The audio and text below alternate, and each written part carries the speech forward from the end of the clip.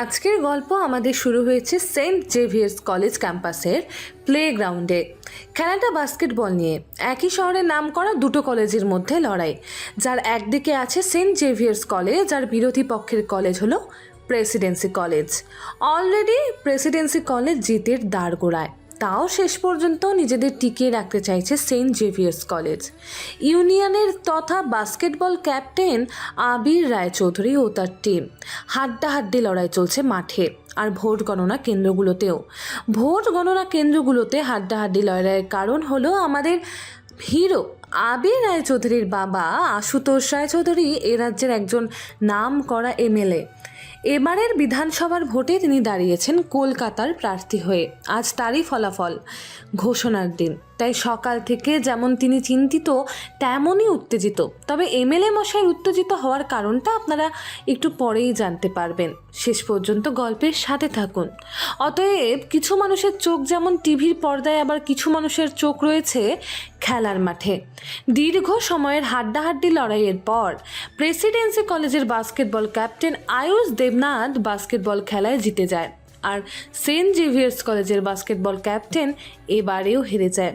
আর অন্যদিকে দীর্ঘ সময়ের অপেক্ষার পর প্রতিবারের মতো এমএলএ আশুতোষ রায়চৌধুরী জিতে যায়।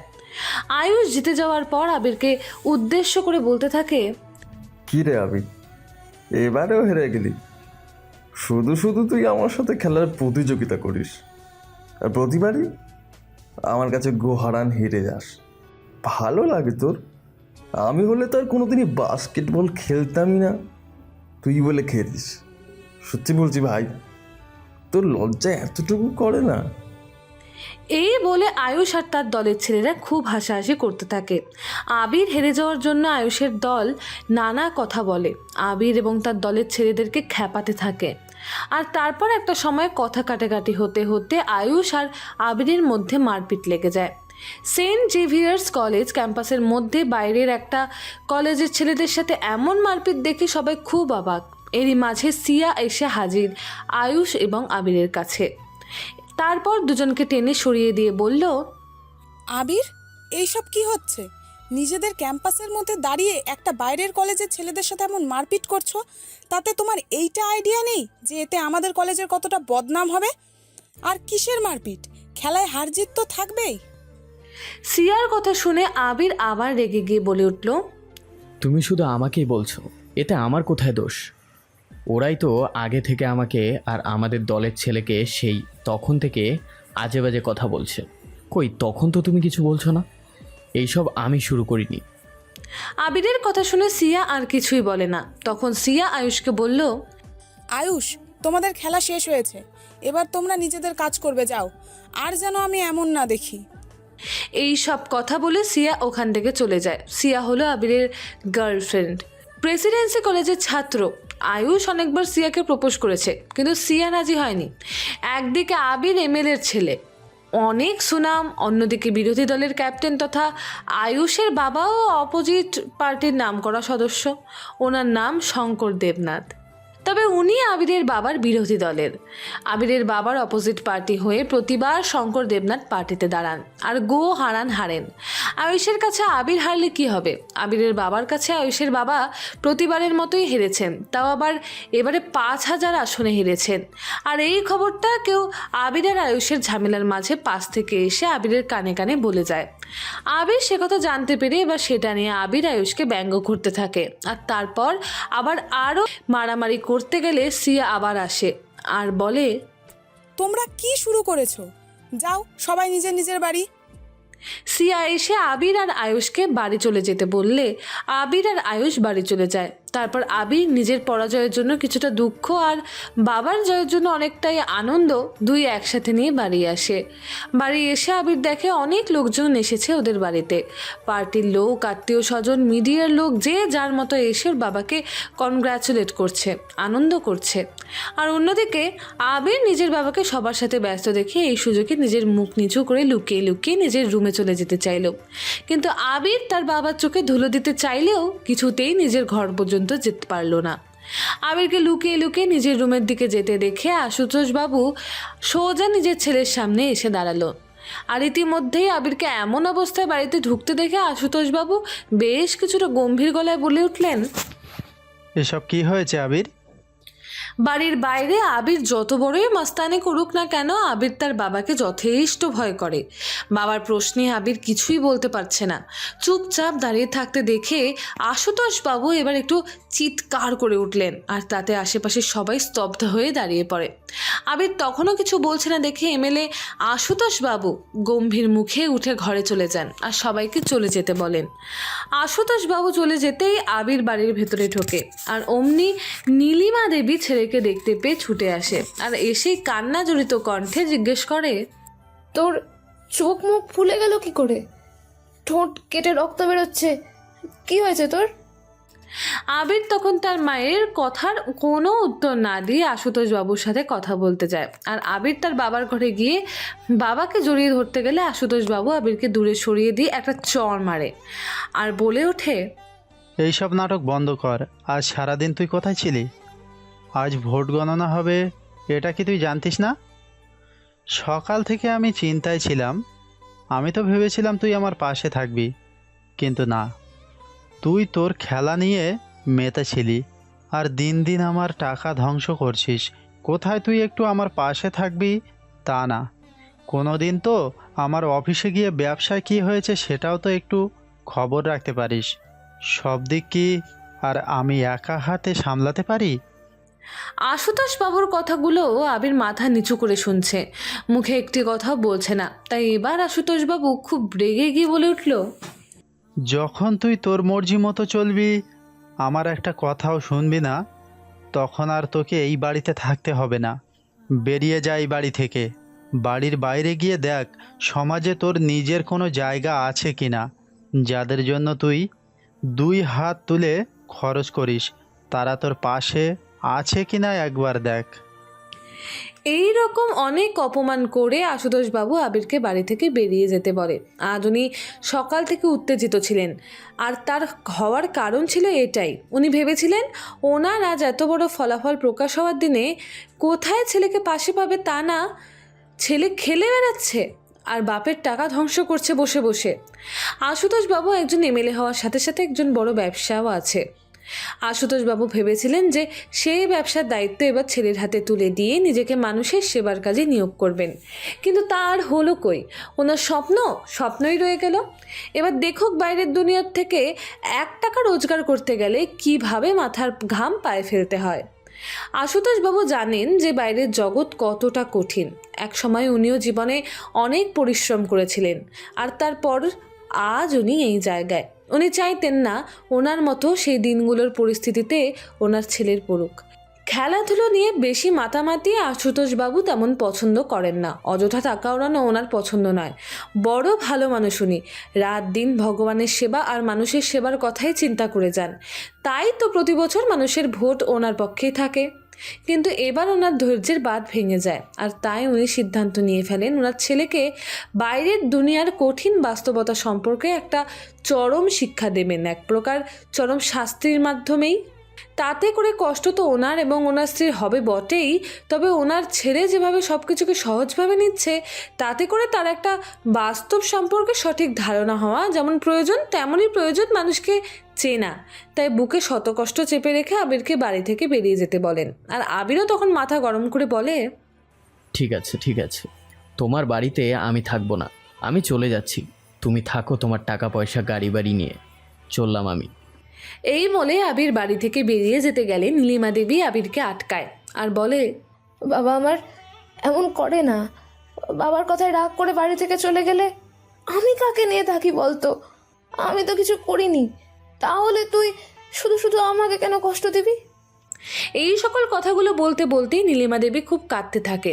তখন আবির তার মাকে বলে যে, মা তুমি কাঁদছো কেন? একদম কাঁদবে না, আমি ভালো থাকবো, আর আমি দেখিয়ে দেব আমি কারো সহায়তা ছাড়াই ভালো করে বেঁচে থাকতে পারি। নীলিমা দেবী তাও কেঁদে যাচ্ছিলেন। পরে অবশ্য আবির নীলিমা দেবীকে ভালো করে বুঝিয়ে বাড়ি থেকে বেরিয়ে আসে।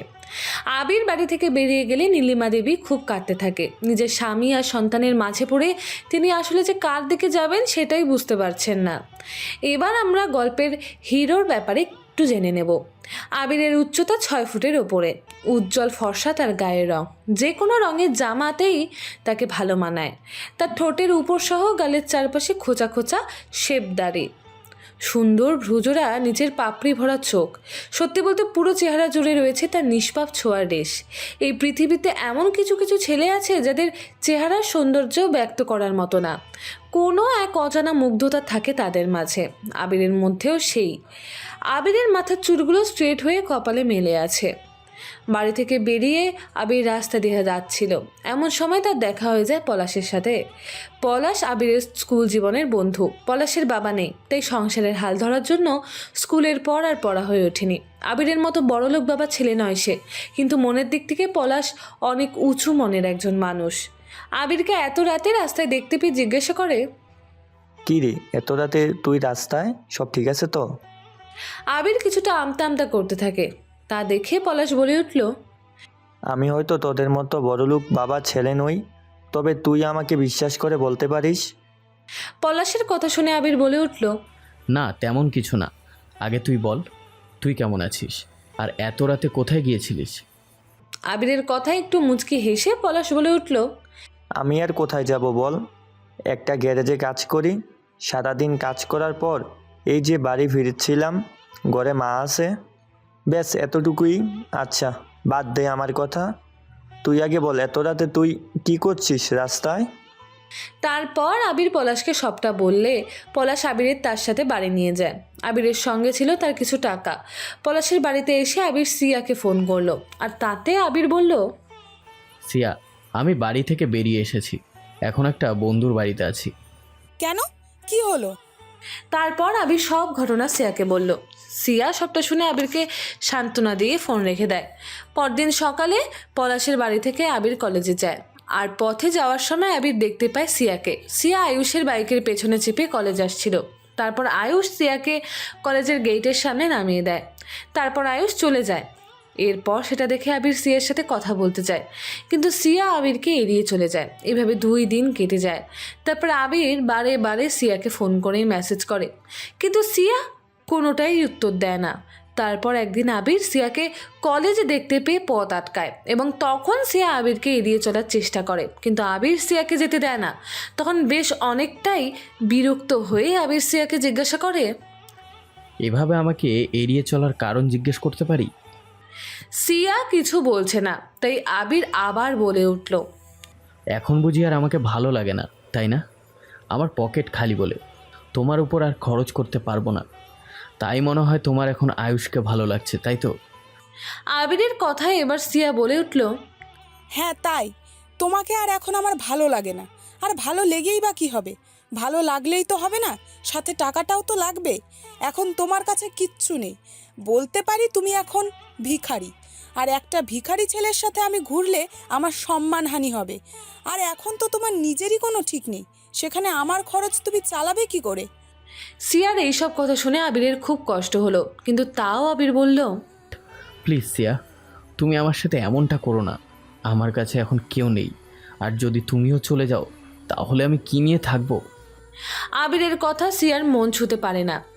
পাশ কাটিয়ে চলে যেতে চাইলে আবির সিয়ার হাত ধরে আটকাতে যায়, আর তখনই সিয়া আবিরের গালে একটা চড় মারে। আর তারপর আবিরকে ভিখারি থেকে শুরু করে ছোট লোক, অসভ্য, বাজে ছেলে, এরকম নানা খারাপ খারাপ কথা আছে, সিয়া আবিরকে অপমান করে। সেখান থেকে চলে যায় সিয়া। সিয়া চলে যাওয়ার পর আবির তখন বুঝতে পারে যে সিয়া এতদিন তার বাবার টাকা দেখেই ওকে ভালোবেসেছিল, ওর কাছে ছিল, আর কিছুই না। আবিরের খারাপ সময়ে আবির তার বন্ধুদের অনেকবার করে ফোন করে সাহায্য চেয়েছে, কিন্তু একে একে সব বন্ধুরা আবিরকে ছেড়ে চলে গেছে। আবির বুঝতে পারে যে সবাই ওর বাবার টাকা দেখেই ওর সাথে বন্ধুত্ব করেছিল। এতদিন ওর টাকা ছিল তাই ওদের পেছনে টাকাও দাঁড়াতে পারত, আর আজ ওর কিছু নেই তাই সবাই ওকে ছেড়ে চলে গেছে। এই প্রথম আবির মানুষ চিনতে শিখলো। মনে খুব দুঃখ নিয়ে আবির পলাশের বাড়ি আসে। আবিরের এমন অবস্থা দেখে পলাশ জিজ্ঞাসা করে, কি হয়েছে তোর? তোকে এমনটা লাগছে কেন? পলাশের কথা শুনে আবির আর নিজেকে সামলাতে না পেরে পলাশের গলা জড়িয়ে খুব কাঁদতে থাকে। তখন আবিরের এমন অবস্থা দেখে পলাশ বলে, আবির, তুই যখন তোর ভুল বুঝতে পেরেছিস তাহলে একবার কাকুকে ফোন দে, দেখবি কাকু তোকে ঠিক ক্ষমা করে দিবে। পলাশের কথা শুনে আবির নিজেকে শান্ত করলো। আবির এখন তার চারপাশের সবাইকে খুব ভালো করে বুঝতে পারে কে তার প্রকৃত বন্ধু আর কারা বন্ধু বেশি শত্রু। তাই আবির তার বাবা আশুতোষ বাবুকে ফোন করলো। বেশ কয়েকবার ফোন করার পরও যখন আশুতোষ বাবু ফোন তোলে না, তখন আবির তার মাকে ফোন করলো। ওদিকে নীলিমা দেবী লুকিয়ে লুকিয়ে ফোনে কথা বলে ছেলের সাথে, আর তাতে আবির বলে যে, মা, আমি আমার ভুল বুঝতে পেরেছি। বাবাকে অনেকবার ফোন করেছিলাম, কিন্তু বাবা আমার ফোন তোলেনি। আবিরের কথা শুনে নীলিমা দেবীর খুব কষ্ট হলো, আর তাই বলে উঠল, আমি তোর বাবার সাথে কথা বলছি। না মা, তুমি বাবাকে কিছু বলো না। আমি নিজের পায়ে দাঁড়াতে চাই, আর তারপরে আমি বাড়ি ফিরবো। ছেলের এমন কথা শুনে নীলিমা দেবীর খুব ভালো লাগলো, কিন্তু তাদের একমাত্র ছেলেকে ছেড়ে থাকতেও যে ওনার খুব কষ্ট হচ্ছে, সে কথা তিনি কিভাবে বোঝাবেন নিজের স্বামী আর সন্তানকে। নীলিমা দেবী আবার কাঁদতে থাকলেন। আবির বলে যে, তোমাকে না আমি কাঁদতে বারণ করেছি, তুমি আবার কাঁদছো মা? আমি একদম ঠিক আছি। আমি দেখছি আমি কিছু করতে পারি কি না। আচ্ছা ঠিক আছে, এখন আমি রাখছি, পরে কথা বলবো। নিজের খেয়াল রাখবে, আর বাবারও খেয়াল রাখবে। এরপর আবির ফোন কেটে দেয়। নিজের কষ্টের কথা আবির তার মাকে বলে মায়ের চিন্তা আর বাড়াতে চায় না। তারপর একটা দীর্ঘ নিঃশ্বাস ত্যাগ করে মনকে শক্ত করে পরের দিন বেশ একটা জায়গায় কাজের খোঁজে যায়। আবিরকে এই শহরে সবাই চেনে, সবাই জানে যে আবির রায়চৌধুরী এই রাজ্যের অনেক বড় এমএলএ আশুতোষ বাবুর ছেলে। এত বড় লোকের ছেলে হয়ে ছোটোখাটো কোম্পানিতে কাজের খোঁজে আসতে দেখে অনেকেরই সন্দেহ হয়। তাই কেউ আর আবিরকে কাজ দেয় না। যেখানে তার বাবার নিজেরই এত বড় কোম্পানি আছে, এইভাবে আবির বহু জায়গায় কাজ করতে চেয়েছিল, কিন্তু রাজ্যের এত বড় এমএলএর ছেলে এত ছোটোখাটো কাজ করবে এই ভেবেই কেউ আর তাকে কাজ দেয় না। নিরাশ হয়ে আবির ফিরে আসে। এইভাবে আরও 2 দিন যাওয়ার পর আবির বুঝতে পারে যে এই শহরে থেকে তার কিছু হবে না, ওকে দূরে কোথাও চলে যেতে হবে, যেখানে ওর বাবাকে লোকজন চিনলেও ওকে কেউ চিনবে না, কেউ জানবে না ওর আসল পরিচয়। এই সব কথা ভেবে আবির প্রথমে পলাশকে সবটা বলে, আর তারপর পলাশ বলে যে, দেখ, এতে আমি কিছু বলতে পারবো না। তুই ভেবে দেখ, তোর যেটা ভালো মনে হবে তুই সেটাই করবি। তবে আমি বলবো তার আগে তুই তোর মাকে সবটা বল।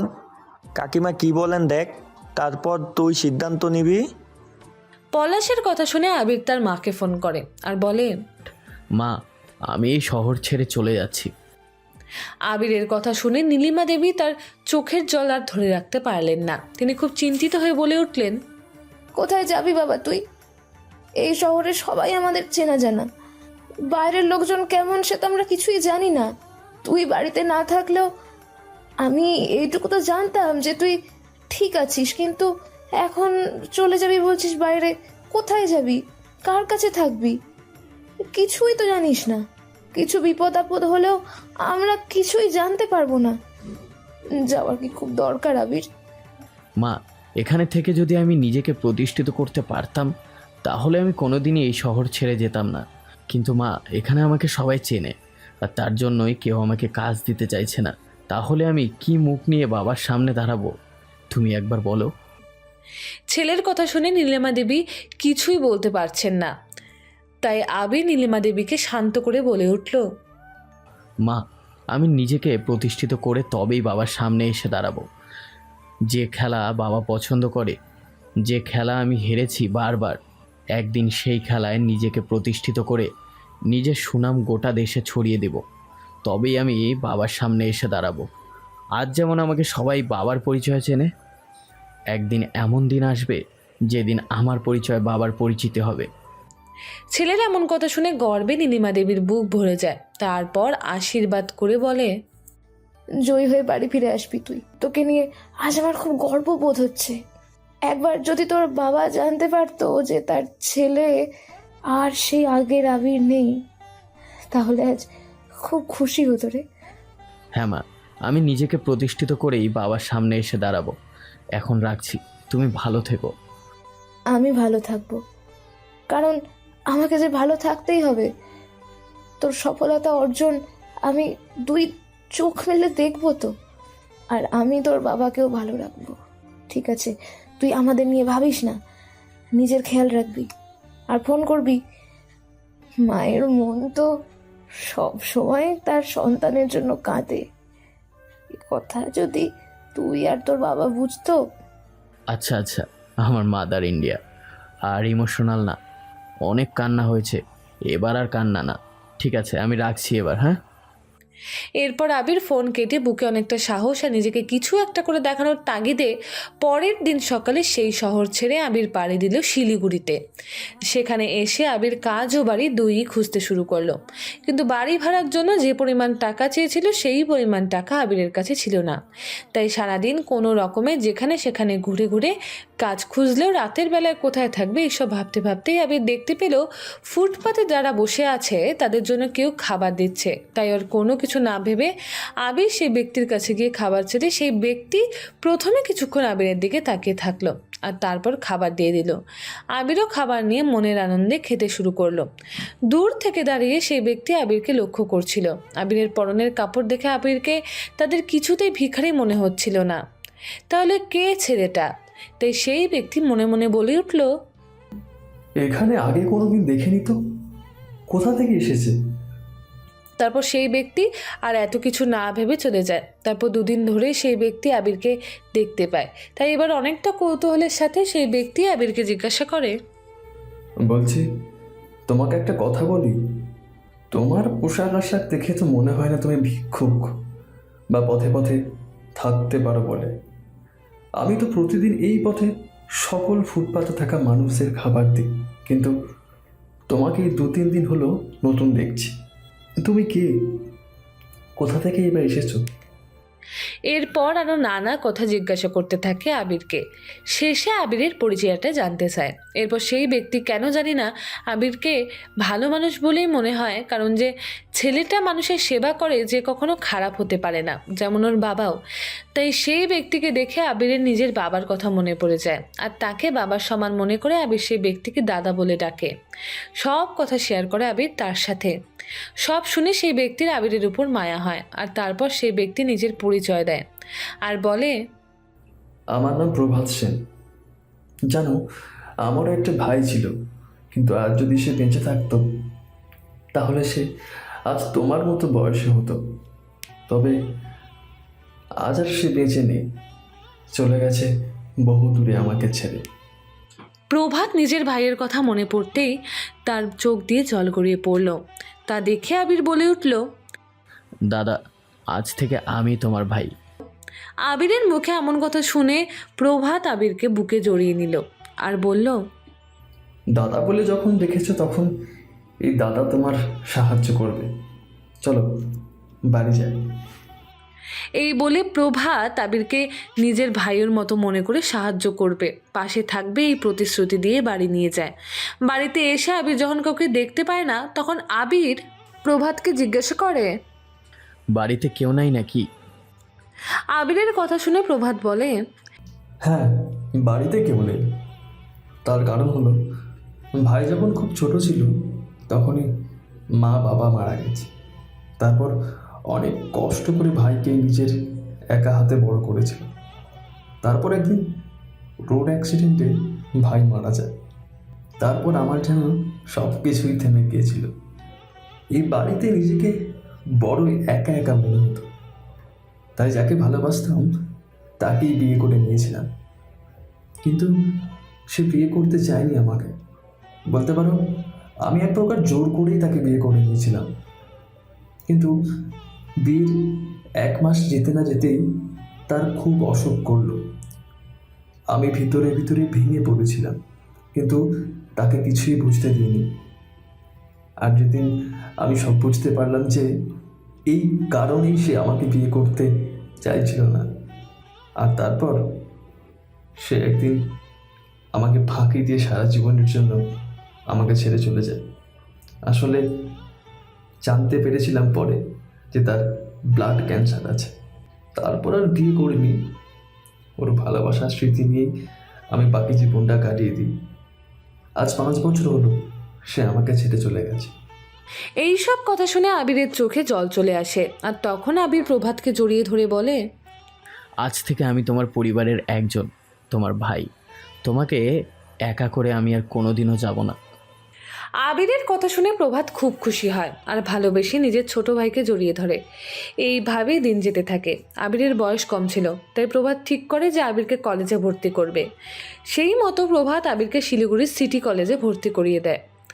আর নিজের হাত খরচ চালানোর জন্য প্রভাত আবিরকে একটা প্রাইভেট জবেরও ব্যবস্থা করে দেয়। এইভাবেই আবিরের দিন যেতে থাকে। ওদিকে মাঝে মাঝেই আবির তার মাকে ফোন করে নিজের সব খবর দিত।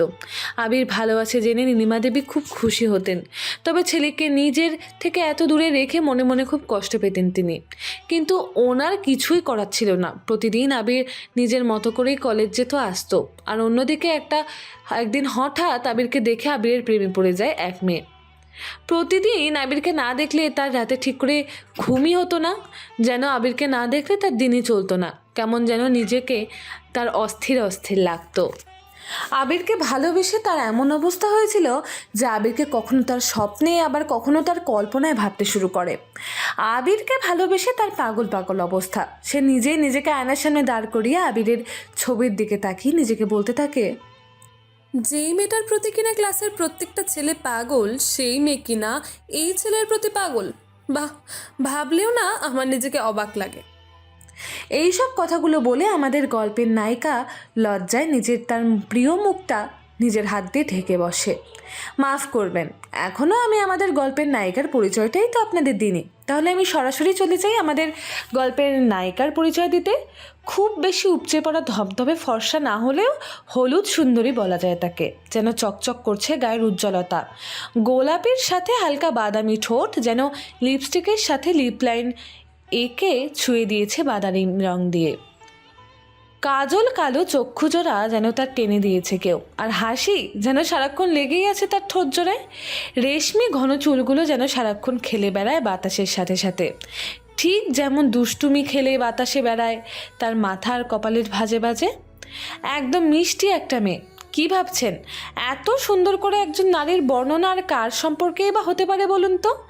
আগে হ্যাঁ, এই নারী হলো আমাদের গল্পের আজকের নায়িকা। দেখতে যেমন মিষ্টি, নামটাও তার খুব সুন্দর। তাই আজ আমাদের গল্পের নায়িকার নাম তুলি রায়, ডাক নাম মিষ্টি। বাবার নাম শিবশঙ্কর রায়। বাড়িতে সবাই, তার বন্ধুরা সবাই তাকে মিষ্টি পাখি বলে ডাকে। যে মিষ্টি পাখিটা কিনা এতদিন এদিক সেদিক ঘুরে বেড়াতো অবাধে, সেই মিষ্টি পাখিটাই আজ বাধা পড়েছে কারোর চোখের মায়াজালে। এরপর তুলি আবিরের সাথে কথা বলার জন্য অনেক চেষ্টা করে, কিন্তু আবির কিছুতেই তুলির সাথে কথা বলে না। আবিরের সাথে কথা বলার জন্য তুলি অনেক রকম পাগলামি করতে থাকে, জেনে বুঝে কখনো কখনো হঠাৎ করেই আবিরের একবারেই সামনে চলে আসে, আবার কখনো আবিরের অমনোযোগের সুযোগ নিয়ে তার সাথে ধাক্কা খায়। নানাভাবে তুলি আবিরের সাথে কথা বলে বন্ধুত্ব করতে চায়, কিন্তু আবির তুলির সাথে কথা বললেও এসবে তেমন একটা কেয়ার করতো না। ইতিমধ্যে কলেজে আবিরের দুটো ভালো বন্ধু হয়। আবিরের কাছেই তারা জানতে পেরেছে যে আবির বাস্কেটবল খেলতে পারে, আর তাতেই তারা দুজনে এসে আবিরকে জানায় যে, আবির, একটা কথা শুনেছিস? আবির বেশ অবাক হয়ে বলে, কি কথা? আমাদের এই কলেজে বাস্কেটবল ম্যাচ হবে, আর এখানে যদি এই কলেজের বাস্কেটবল টিম জিততে পারে তাহলে তারা সারা শিলিগুড়ির হয়ে খেলার সুযোগ পাবে। বুঝতে পারছিস আমি কি বলছি? সুজয়ের কথা শুনে আবির খুব খুশি হয় আর মনে মনে বলে উঠল, এই সুযোগটা আমার কিছুতেই মিস করা যাবে না, এটাকেই আমার কাজে লাগাতে হবে। তারপর কলেজে বাস্কেটবল প্রতিযোগিতায় আবির অংশগ্রহণ করার জন্য নথিভুক্ত করে নিজের নাম। নিজের প্রতিজ্ঞাকে মাথায় রেখে লেগে পড়ে দিনরাত প্র্যাকটিসের জন্য। কলেজে এসেও বেশিরভাগ সময় সে বাস্কেটবলের প্লেগ্রাউন্ডে গিয়ে প্র্যাকটিস করত। এর মাঝে একদিন তুলি অন্যমনস্ক হয়ে রাস্তা দিয়ে যাওয়ার সময় আবিরের সাথে ধাক্কা লাগে, আর আবির মাটিতে পড়ে যায়। পড়ে যাওয়ার জন্য হাতের ফোনটা নিচে পড়ে যায়, আর ফোনটা নিচে পড়ে গিয়ে বন্ধ হয়ে যায়। আবির সেটা দেখে খুব রেগে যায়। রেগে গিয়ে তুলিকে বলে, এই যে মেয়ে, দেখে রাস্তায় হাঁটতে পারো না? চোখগুলো কি কপালে তুলে হাঁটছিলে? তুলি আবিরকে পড়ে যেতে দেখে সরি বলে, কিন্তু তাও আবির বলতে লাগলো, চোখগুলো কপালে তুলে হাঁটার কি দরকার ছিল? আবিরের এমন রূঢ় গলার কথা শুনে তুলি বোকার মতো আবিরের দিকে তাকিয়ে থাকে, আর তাতে করে আবির আবার বেশি বিরক্ত হয়। আর তখন আবির আবার বিরক্ত হয়ে বলে উঠল, কোথায় চোখগুলো রেখে হাঁটছিলে? রাস্তাঘাটে চলাফেরা করার জন্য চোখগুলো তার নিজের জায়গায় রাখতে হয়। সবার সামনে তুলি নিজের এত বড় অপমান হতে দেখে আর চুপ করে রইল না। সেও বলে উঠল, দেখো, আমি আমার কাজের জন্য প্রথমে সরি বলেছি, আর আমি না হয় চোখগুলো কপালে তুলে হাঁটছিলাম, কিন্তু তুমি তোমার চোখ তো নিজের জায়গাতেই ছিল, তাই না? নাকি তুমিও তোমার চোখগুলো গাছের মগডালে রেখে হাঁটছিলে? তুমি দেখতে পারোনি? এতক্ষণ পর তুলির গলা শুনতে পেয়ে আবির বলে উঠল, বাবা, মামনির মুখে এতক্ষণ পর কথা ফুটেছে। আমি তো ভাবছিলাম তুমি হয়তো বোবা, কথা বলতে পারো না, কিন্তু এখন দেখছি মুখে খই ফুটছে। হ্যাঁ, সে যাই ফুটছে তাতে তোমার কি? তারপর দুজনে মিলে খুব তর্ক করতে থাকে। একটা সময় পর আবির খুব বিরক্ত হয়ে বলে উঠল, এই মেয়ে শোনো, তোমার সাথে এখানে দাঁড়িয়ে বাজে বক বক করার সময় আমার নেই, তাই বলছি সরো আমার রাস্তা থেকে। আবিরের কথা শুনে তুলিও বলে উঠল, এই, তুমি তখন থেকে এই মেয়ে বলে কাকে ডাকছো? আমার একটা নাম আছে, আমার নাম তুলি রায়, আর আমি বলবো আমার নাম ধরেই কথা বলবে। আর আমি তোমার রাস্তা ধরে পড়ে নিই, রাস্তাটা সবাই হাঁটতে পারে। এই বলে তুলি সেখান থেকে হন হন করে চলে যায়। তুলি চলে যেতেই সুমন আর সুজয় এসে আবিরকে বলতে লাগলো, হে আবির, এত কথা তুই মেয়েকে না শোনালেই পারতিস, শুধু শুধু এত কথা বলার কি ছিল? সুমনের কথায় বেশ বিরক্ত হয়ে আবির বলে উঠল, আমি একা কথা বলছিলাম, মেয়েটা কিছুই বলেনি, তোরা শুধু আমার কথাই শুনতে পেয়েছিস। আমরা সে কথা বলিনি, আমরা বলছি এত রুলভাবে কেউ কথা বলে, তাও আবার একটা মেয়ের সাথে? হ্যাঁ, এভাবে কথা বলা তোর উচিত হয়নি। তোর একবার ওর কাছে গিয়ে সরি বলা উচিত। আবির সুজয় আর সুমনের কথায় বেশ একটা পাত্তা না দিয়ে সেখান থেকে চলে যায়। অন্যদিকে আমিরের এমন ব্যবহার দেখে তুলির খুব কষ্ট হয়। তুলি মনে মনে ঠিক করে যে আর কখনো সে আবিরের সাথে কথা বলবে না। ওদিকে সুজয় আর সুমনের অনেক বোঝানোর পরেও আবির মানতে রাজি না যে সে তুলির সাথে কোনো খারাপ ব্যবহার করেছে বলে। আবির এইসব ব্যাপারে তেমন একটা কেয়ার করে না, কারণ আবিরের এখন একটাই টার্গেট, আর সেটা হলো নিজেকে প্রমাণ করা, নাকি তুলির কাছে গিয়ে সরি বলা। দেখতে দেখতে অনেক দিন কেটে যায়। তুলির মন ছটফট করতো আবিরকে এক পলক দেখার জন্য, কিন্তু তাও সেদিনের পর থেকে তুলি যেমনটা সিদ্ধান্ত নিয়েছিল সেই সিদ্ধান্ত থেকে এক ফোঁটাও নড়েনি। তাতে যতই তার কষ্ট হোক, নিজের ঘরেই তুই খুব মনমরা হয়ে বসে থাকে, কলেজেও খুব একটা যায় না। এদিকে আবির বেশ কিছুদিন ধরে লক্ষ্য করে যে তুলিকে সে কলেজে দেখতে পায় না। তাই আবির মনে মনে ভাবে, সেদিনের পর তো আর ওই মেয়েটা কি যেন নাম বলছিল, মনেই পড়ছে না। ও হ্যাঁ হ্যাঁ, তুলি, তাকে তো আর দেখতে পাচ্ছি না। কলেজে কি আসে না? আমার ব্যবহারে কি খুব দুঃখ পেয়েছে তাই কলেজে আসে না? কি জানি বাবু, একবার কি খবর নেব। তারপর কিছু একটা ভেবে আবির আবার মনে মনে বলে উঠল, কি দরকার বাবা জেনে শুনে ঝামেলা ঘাড়ে নেওয়ার? সে কলেজে আসেনি, তাতে আমার কি? সে আসুক বা না আসুক, আমার তো কিছু না। এইসব মনে মনে ভেবে নিয়ে আবার আবির সামনের দিকে যেতে যেতে আবার মনে মনে ভাবলো, না, যদি সত্যি আমার জন্য কলেজে আসা বন্ধ করে দিয়েছে তাহলে তো এটা খুব খারাপ। আমি চাই না আমার জন্য কেউ তার পড়াশোনা বন্ধ করে দিক। এই সব কথা ভেবে আবিরের মনে একটা খারাপ লাগা কাজ করে, কিন্তু তুলিকে আর আবির দেখতে পায় না। দেখতে দেখতে চলে এলো সেই দিন যেদিন শিলিগুড়ি শহরের দুটো বড় কলেজের মধ্যে প্রতিযোগিতা হবে। সিটি কলেজের সাথে সূর্য সেন কলেজের বাস্কেটবল প্রতিযোগিতা হবে। আবির তৈরি ম্যাচ খেলার জন্য। যথারীতি আবির জার্সি পরে নিয়েছে। একটু পরেই প্লে গ্রাউন্ডে নামবে। ইতিমধ্যেই আবির তার ড্রেসিং রুম থেকে বেরিয়ে প্লে গ্রাউন্ডের দিকে যাচ্ছিল, আর এমন সময় আবির তুলির একেবারেই সামনাসামনি পড়ে যায়। দুজনের চোখাচোখি হয়। আবিরকে এতদিন পর চোখের সামনে দেখে তুলির বুকে কেমন যেন একটা চিনচিনে ব্যথা অনুভব করে, আর অন্যদিকে আবিরও তুলিকে অনেকদিন পর দেখে হঠাৎই তার বুকটা কেমন যেন ধক করে ওঠে। এরপর তুলি মাথা নিচু করে একটা রাগ ভঙ্গি করে চলে যায় তার বান্ধবী সোমার কাছে। অন্যদিকে আবির তুলির চলে যাওয়ার দিকে একভাবে তাকিয়ে থাকে। আবিরকে একভাবে তাকিয়ে থাকতে দেখে সুজয় বলে উঠল, সেদিন ওর সাথে ওরকম ব্যবহার করা তোর ঠিক হয়নি। তোর একবার ওকে সরি বলা উচিত। সুজয়ের কথা শুনে আবির একবার সুজয়ের দিকে তাকায়, আর এরপর ম্যাচ শুরু হওয়ার কথা ঘোষণা হয়। এরপর যথারীতি ম্যাচ শুরু হয়। সূর্য সেন কলেজ আর সিটি কলেজ প্লে গ্রাউন্ডে উপস্থিত হয়েছে। খেলা চলছে জোর কদমে। কেউ কারোর একচুল জায়গা ছেড়ে দিতে রাজি না। নিজেদের সর্বস্ব দিয়ে দুই কলেজ খেলে যাচ্ছে। দুই দলের মধ্যে হাড্ডাহাড্ডি লড়াই চলছে। দুই দলের ক্যাপ্টেন তাদের টিমকে খুব ভালোভাবে পরিচালনা করছে। এরই মাঝে সিটি কলেজ 2বার গোল করে দিয়েছে। সিটি কলেজ প্রায় জেতার পথে। আবির দারুণ খেলছে, সেটা দেখে তুলি খুব খুশি হয়। আর আবিরের পারফরমেন্স দেখে হাততালি দিয়েও আনন্দে ওঠেও, যেটা দেখে আবির খেলার মাঝেও ঠিক লক্ষ্য করে এবং আবির তুলির এত আনন্দ হতে দেখে নিজের মনে মনে খুব খুশি হয় তাতে।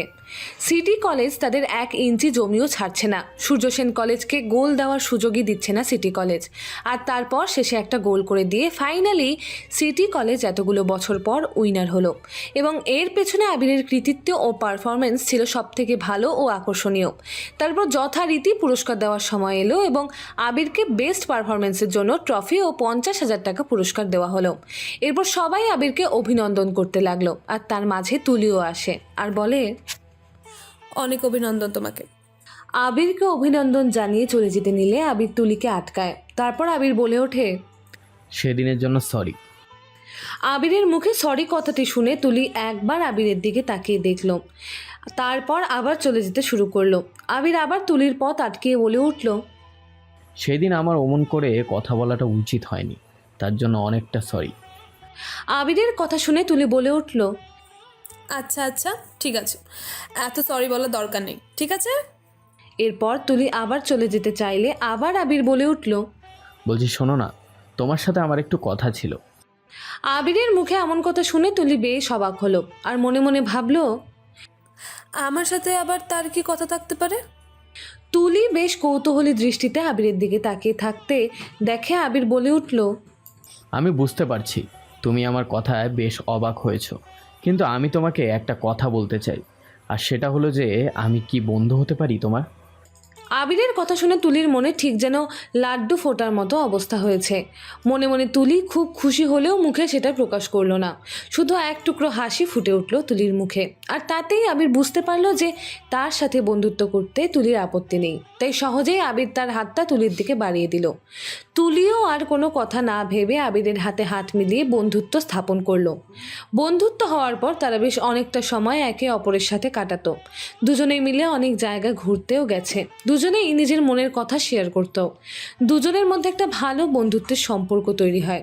তুলি আবিরকে সব সময় খেলার দিক থেকে সাপোর্ট করত, সাহস জোগাতো, মন দিয়ে খেলার জন্য অনুপ্রেরণা দিত। এর মাঝেই বেশ কয়েকটা টেস্ট লেভেলের বাস্কেটবল খেলে আবির নিজের একটা নাম করেছে। এরই মাঝে একদিন জেলার হয়ে খেলার সুযোগ আসে। সবাই গোটা টিমকে অভিনন্দন জানালো এবং আবিরকে করা হলো টিমের ক্যাপ্টেন। স্যার ম্যাডাম থেকে শুরু করে গোটা কলেজে সবাই খুশি। আবিরকে কনগ্র্যাচুলেট করা হলো। তারপর কলেজের বেশ কতগুলো জুনিয়র মেয়ে এসে আবিরকে ঘিরে ধরে আর বলে ওঠে, অনেকগুলো মেয়ে একসাথে আবিরদা একটু দাঁড়াও, তোমার সাথে কথা আছে, এটা বলে ওঠে। আবির তখন পিছনে ঘুরে তাকিয়েছিল। কাদের গলার আওয়াজ শুনতে পেয়ে সামনের দিকে ঘুরে বলল, হ্যাঁ বলো, কি বলবে? আসলে আমরা সবাই তোমাকে খেলার জন্য আগাম শুভেচ্ছা জানাতে এলাম। খুব ভালো করে খেলবে। All the best Abita. Abir তাদের কথা শুনে মুখে একটু হাসি ফুটিয়ে বললেও, আচ্ছা আচ্ছা ঠিক আছে, তোমাদের এই শুভেচ্ছার কথা আমার মনে থাকবে। এখন আসি কেমন? এই বলে আবির সেখান থেকে চলে যায়।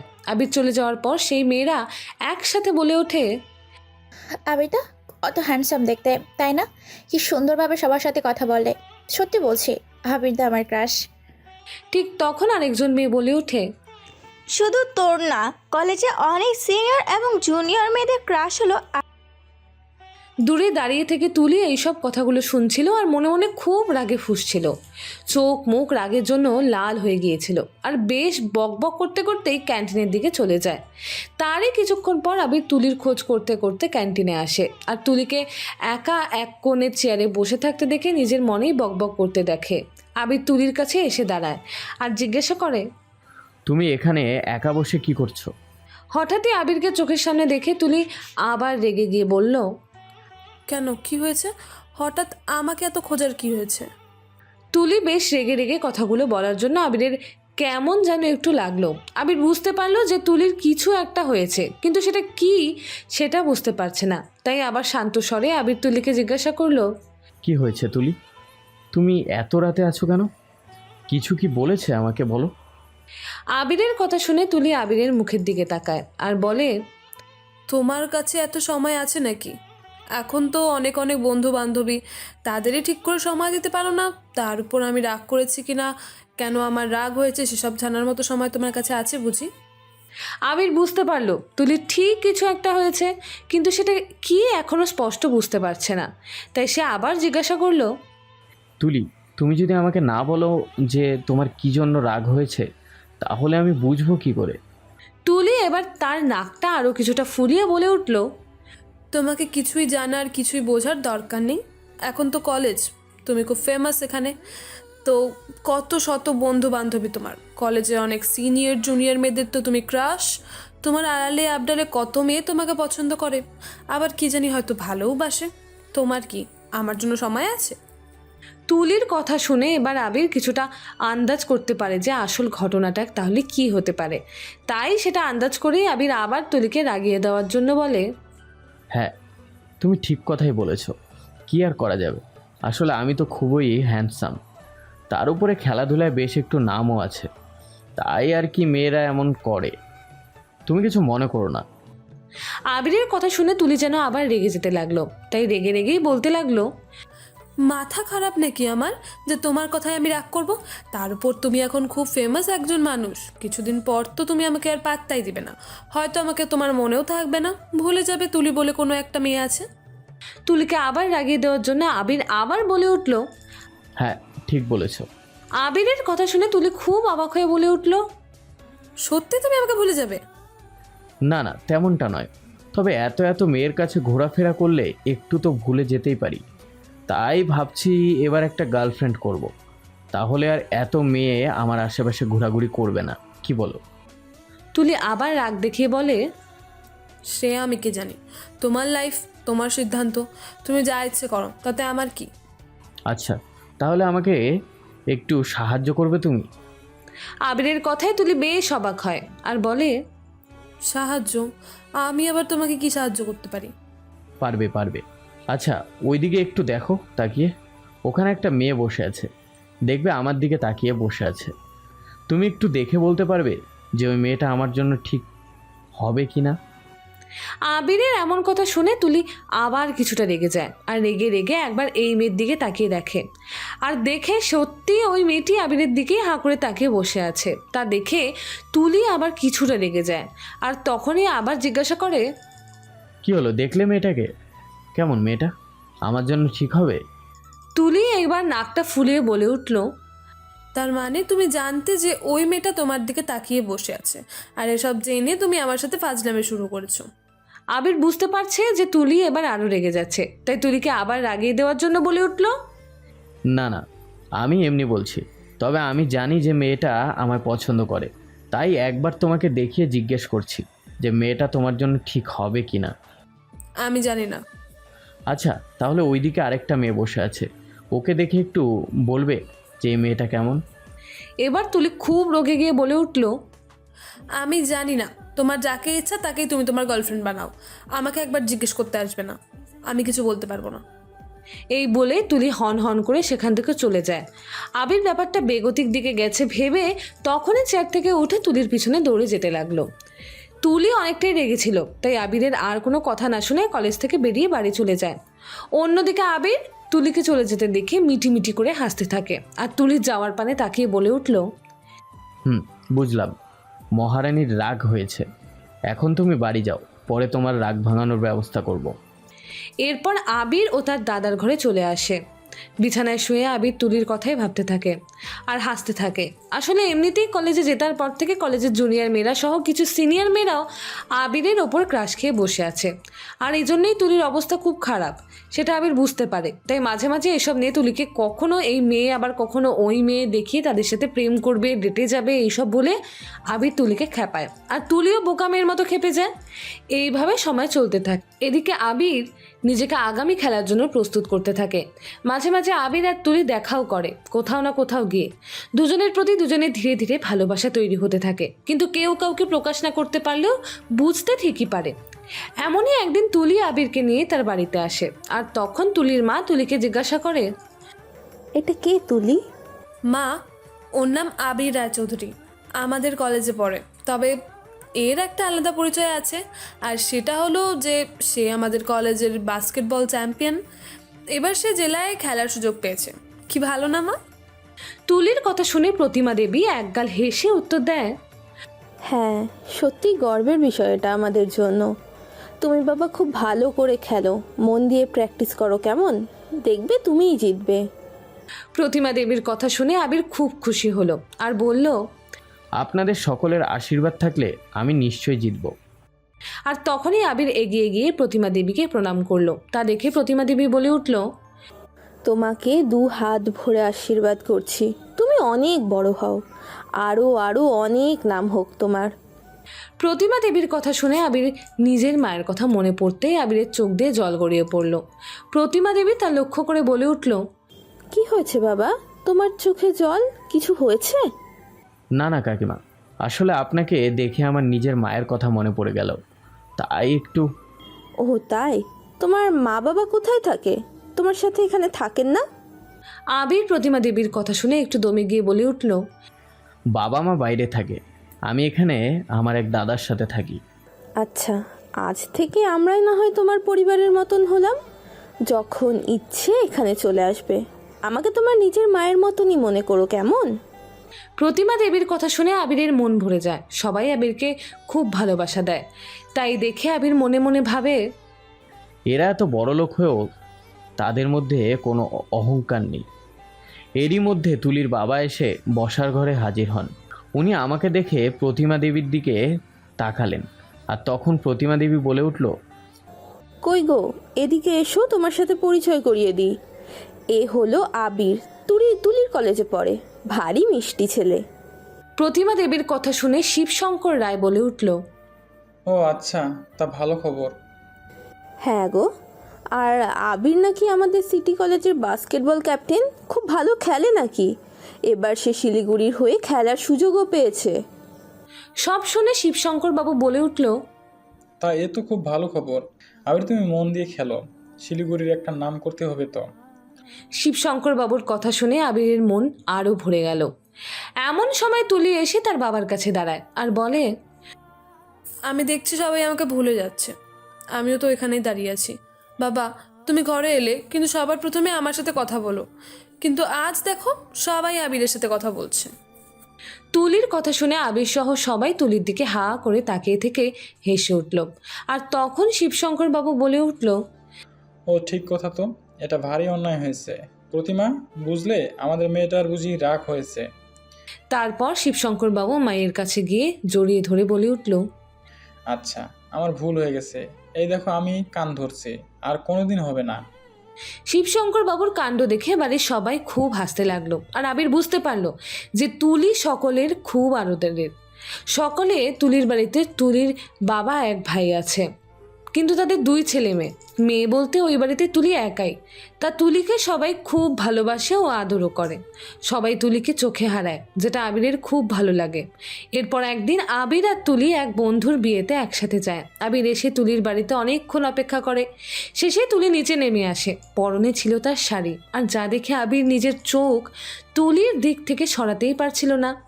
তুলিকে এমন সাজে দেখে আবির রীতিমতো ক্রাশ খায়। শাড়ি পরে নিচে নামার সময় আবিরের যেন মনে হচ্ছিল স্বর্গের কোনো অপ্সরা নিচে নেমে আসছে। মুগ্ধ নয়নে আবির তুলির দিকে তাকিয়ে রইল।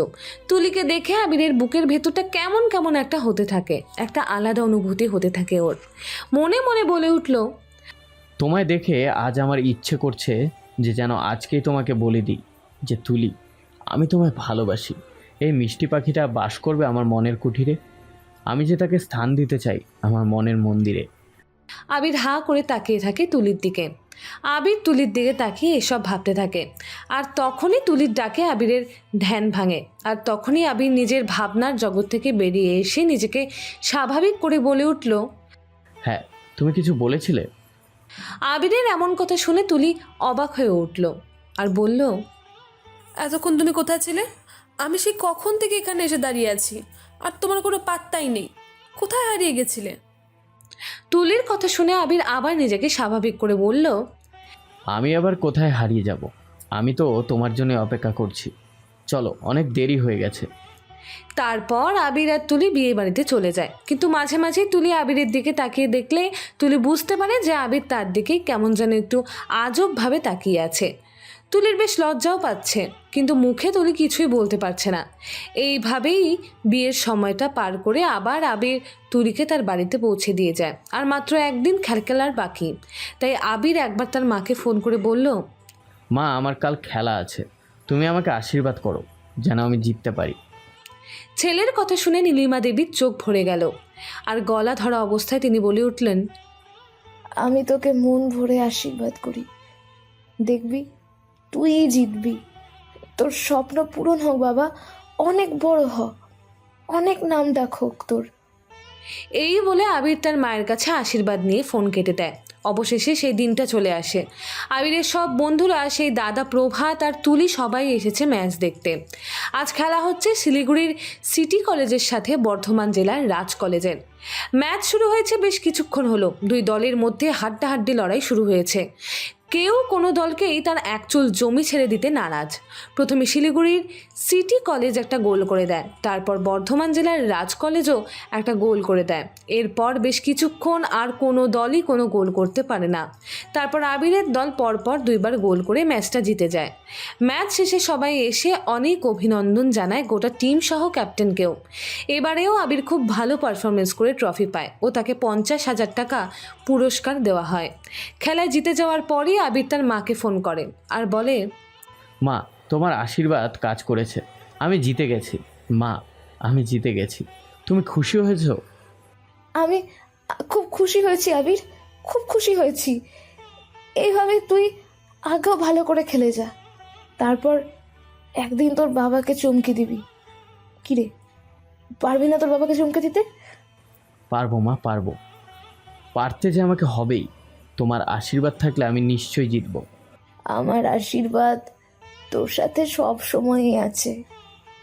এভাবে আরও অনেক কটা টেস্ট লেভেলের ম্যাচ খেলে। 4 নম্বর ম্যাচটা পরে আবির প্রথম কলেজের সেন্ট জেভিয়ার্স কলেজের সেই বিরোধী দল প্রেসিডেন্সি কলেজের টিমের সাথে। সেখানে আবার ওই বিরোধী দলের ক্যাপ্টেন আয়ুষের মুখোমুখি হয় এবং আয়ুষ আবিরকে এখানে দেখতে পেয়ে ভীষণ অবাক হয়।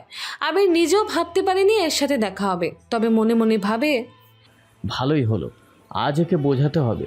সেদিন আমি হেরে গিয়েছিলাম, কিন্তু আজ আর আমি হারবো না, জিততে আমাকে হবেই। এরপর আবির দেখতে পায় তার সেই এক্স গার্লফ্রেন্ডকে। সিয়াকে দেখে আবিরের খুব রাগ হয় আর আবির রেগে রেগেই ম্যাচ খেলতে শুরু করে। মাঝে মাঝে সিয়া আয়ুষকে খুব উৎসাহ দিয়ে চিৎকার করতে থাকলে আবির সেটা দেখে, আর সেই সব দেখে আবির নিজের খেলার দিক থেকে মনোযোগ হারিয়ে ফেলছিল। ঠিক সেই সময় আবিরের টিম হেরে যাওয়ার মোমেন্টের দিকেই এগোচ্ছিল। ইতিমধ্যে প্রেসিডেন্সি কলেজ 2বার গোল করে দিয়েছে, আর একটা গোল করে দিলেই তারা জিতে যাবে। এমন সময় ব্রেক টাইম ঘোষণা হয়। আবিরকে হেরে যেতে দেখে সেই ব্রেক টাইমে তুলি আবিরের কাছে এসে আবিরের চোখে চোখ রেখে আবিরের 2 গালে হাত রেখে নানা কথা বলে আবিরকে অ্যাপ্রিসিয়েট করতে থাকে, অনেকটা সাহস দেয়। আর তাতেই আবার আবির সাহস সঞ্চার করে ও নিজের চ্যালেঞ্জের কথা মনে করে নেমে পড়ে খেলায়। যেটা দেখে সিয়া লক্ষ্য করে আবির কোনো মেয়ের সাথে কথা বলছে। সেটা দেখে সিয়ার খুব হিংসে হয়। তারপর আবির নিজের লক্ষ্য স্থির করে খেলায় মনোযোগ দেয়, আর তারপর শুরু হয় আসল খেলা। আর পর আবির গোল করতে থাকে। একটা সময় পর ফাইনালি আয়ুষের দলকে হারিয়ে আবিরের দল ম্যাচ জিতে যায়। শিলিগুড়ি সিটি কলেজ উইনার হয়, যেটা প্রেসিডেন্সি কলেজের বাস্কেটবল দলের ক্যাপ্টেন আয়ুষ ভাবতেও পারেনি। ম্যাচের শুরুতে আয়ুষ ভেবেছিল যে আজও আবির হারবে, তবে এটা এবার হলো না। প্রেসিডেন্সি কলেজের ক্যাপ্টেন আয়ুষ ম্যাচের পর আবিরের সামনাসামনি এসে দাঁড়ায়, আর তখন আবির বলে, কিরে, তুই আমাকে ম্যাচ জেতার জন্য কোনো শুভেচ্ছা দিবি না? আবিরের কথায় আয়ুষ খুব রেগে যায়, আর তখনই আবির বলে উঠল, তুই ভেবেছিলি যে একবারও আমি হেরে যাব, তাই না? কিন্তু তোর আশা যে আশাই হয়ে রয়ে গেল। এবার তুই কি করবি? আবির আয়ুষকে কিছু কথা বলছিল, আর এমন সময় আয়ুষের পেছন থেকে সিয়া বেরিয়ে আসে। আর সিয়ার চোখে চোখ পড়তেই আবির একটা তাচ্ছিলের হাসি হেসে চলে যেতে নিলে ওই সময় সিয়া তার চোখ নামিয়ে নেয় অপরাধীর মতো। পরে সিয়া আবিরের সাথে কথা বলতে চায়, সরি বলতে চায়, কিন্তু আবির আর তার কোনো কথা না শুনেই বেশ কিছু কড়াকড়ি শুনিয়ে দেয়। আবির বলে, আর নাটক করতে হবে না সিয়া, আমি আর এখন তোমার নাটক দেখে ভুলে যাই না। এখন আমি মানুষ চিনতে শিখেছি, কে আসলে আমার আপন আর কে আসলে আমার পর সেটা বোঝার ক্ষমতাও এখন আমার হয়েছে। তবে তুমি আমাকে সেই দিন রিজেক্ট করে ভালো করেছিলে। তুমি আমাকে রিজেক্ট করেছিলে বলেই না আজ আমি। আবির কথাটি আর পূরণ করতে পারলো না। তার আগেই তুলি এসে দাঁড়ালো তাদের কাছে। আর তুলি এসে আবিরের পাশে দাঁড়াতেই আবির সিয়াকে দেখিয়ে তুলির হাত ধরে নিয়ে উঠে বলল, হ্যাঁ হ্যাঁ চলো তুলি। এরপর আবির তুলিকে নিয়ে চলে গেল। সিয়া পেছনে দাঁড়িয়ে থেকে আবির আর তুলির দিকে তাকিয়ে রইল। পরে আবির তার মাকে ফোন করে তার ম্যাচ জিতে যাওয়ার কথা জানায়। এর কিছুদিন পর তুলি হঠাৎই একদিন আবিরের সাথে দেখা করতে বলে আর বলে, আবির, আজ তোমাকে একটা কথা বলতে এসেছি। কি কথা? আবির, আমার বাবা আমার বিয়ের তোড়জোড় শুরু করেছে। এবার কি হবে আবির? তুলির কথা শুনে আবির কিছুই বলছে না। এই দেখে তুলি কেঁদে ফেলে আর কাঁদতে কাঁদতেই আবার তুলি বলে, আবির, আমার বিয়ে হয়ে যাচ্ছে। পাত্রপক্ষ কালকে আমাকে দেখতে আসবে। তুমি বুঝতে পারছো আমি কি বলছি? তুলির কথায় এখনো আবির কিছুই বলছে না দেখে তুলি কাঁদতে কাঁদতে সেখান থেকে চলে যায়। তুলির কান্না দেখে আবিরের মনে কেমন যেন একটা ছ্যাত করে ওঠে আর মনে মনে এইসব ভেবে তুলিকে হারানোর ভয়ে আবিরকে আঁকড়ে ধরে। তুলি আবিরকে ভালোবাসলেও তা প্রকাশ করতে পারে না। অবস্থা যখন বেগতিক তখন আবির আর কিছু না ভেবে নীলিমা দেবীকে ফোন করে আর বলে, মা, তুলির বাড়িতে বিয়ের কথা চলছে, আমি কি করব মা? নীলিমা দেবী ছেলের কথা শুনে বুঝতে পারে ছেলের মনের কথা, বুঝতে পারে যে আবির তুলিকে হয়তো তার অজান্তেই ভালোবেসে ফেলেছে। তাই নীলিমা দেবী বলে উঠলেন, হ্যাঁ, তুই তুলির বাড়িতে গিয়ে তুলিকে বিয়ে করার কথা বলে দেখ। তুলির বাড়ির লোকেদের ব্যাপারে যতটুকু তুই আমাকে বলেছিস তাতে তো আমার ওনাদের খুব ভালো মানুষ বলেই মনে হয়। সব কিছু হাতের বাইরে বেরিয়ে যাওয়ার আগে তুই তুলির বাড়ি যা আর গিয়ে নিজের মনের কথা বল। তুই ডাইরেক্ট গিয়ে তুলির বাবার সাথে কথা বলে দেখ। আমার বিশ্বাস তুলির বাবা বুঝবেন তোর দিকটা, কারণ আমার তো ওনাদের গোটা পরিবারকে খুব ভালো ও মিশুকে মানুষ বলেই মনে হয়। তুই যা বাবা একবার। মায়ের কথা শুনে আবির তারপরের দিন তুলির বাড়িতে চলে আসে, কিন্তু সে ব্যাপারে তুলি কিছুই জানতো না। আবিরকে এত সকালে তাদের বাড়িতে দেখে তুলি সহ বাড়ির সবাই খুব অবাক হয়ে যায়। আবিরকে দেখে তুলির মা আবিরকে ঘরের ভেতরে এসে বসতে বলে। আবির ঘরের ভেতরে এসে দেখে যে সবাই ডাইনিং রুমে বসে চা খাচ্ছে আর গল্পও করছে। আবিরকে দেখে ওরা খুব খুশি হয় এবং বসতে বলে। আরও কিছুক্ষণ গল্প করার পর আবির তুলির বাবাকে বলে, আঙ্কেল, আপনার সাথে আমার কিছু কথা আছে। হ্যাঁ বলো, কি বলতে চাও? তখন একবার আবির তুলির দিকে তাকিয়ে দেখল আর তারপর আবির তুলির গোটা পরিবারের সামনে তুলিকে বিয়ে করার কথা বলে। আবির এটাও বলে যে সে অনেক দিন থেকেই তুলিকে ভালোবাসে, কিন্তু সেটা বলতে পারেনি। তারপর আবির আরও বলে যে, আঙ্কেল, আমি তুলিকে খুব ভালোবাসি।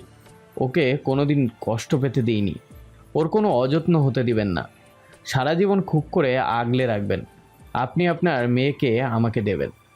আবিরের কথা শুনে নীলিমা দেবী খুব খুশি হয়েছেন, কারণ তিনিও মনে মনে খুব চাইতেন আবিরকে তার জামাই হিসেবে। তার মনের ইচ্ছে পূরণ হতে দেখি তিনি খুবই খুশি হন। শিবশঙ্কর বাবু আবিরের কথা শুনে একবার তুলির দিকে তাকিয়ে দেখল। তুলি কিছুই বলছে না, তাই দেখে শিবশঙ্কর বাবু বুঝতে পারলেন নিজের মেয়ের মনের কথা।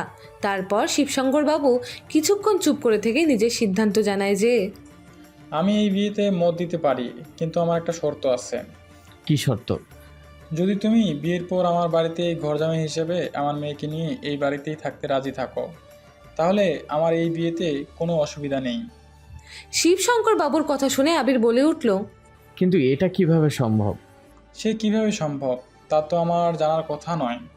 যদি তুমি এই বাড়িতে ঘরজামাই হিসেবে থাকতে রাজি থাকো তাহলে এই বিয়ে হবে, না হলে নয়।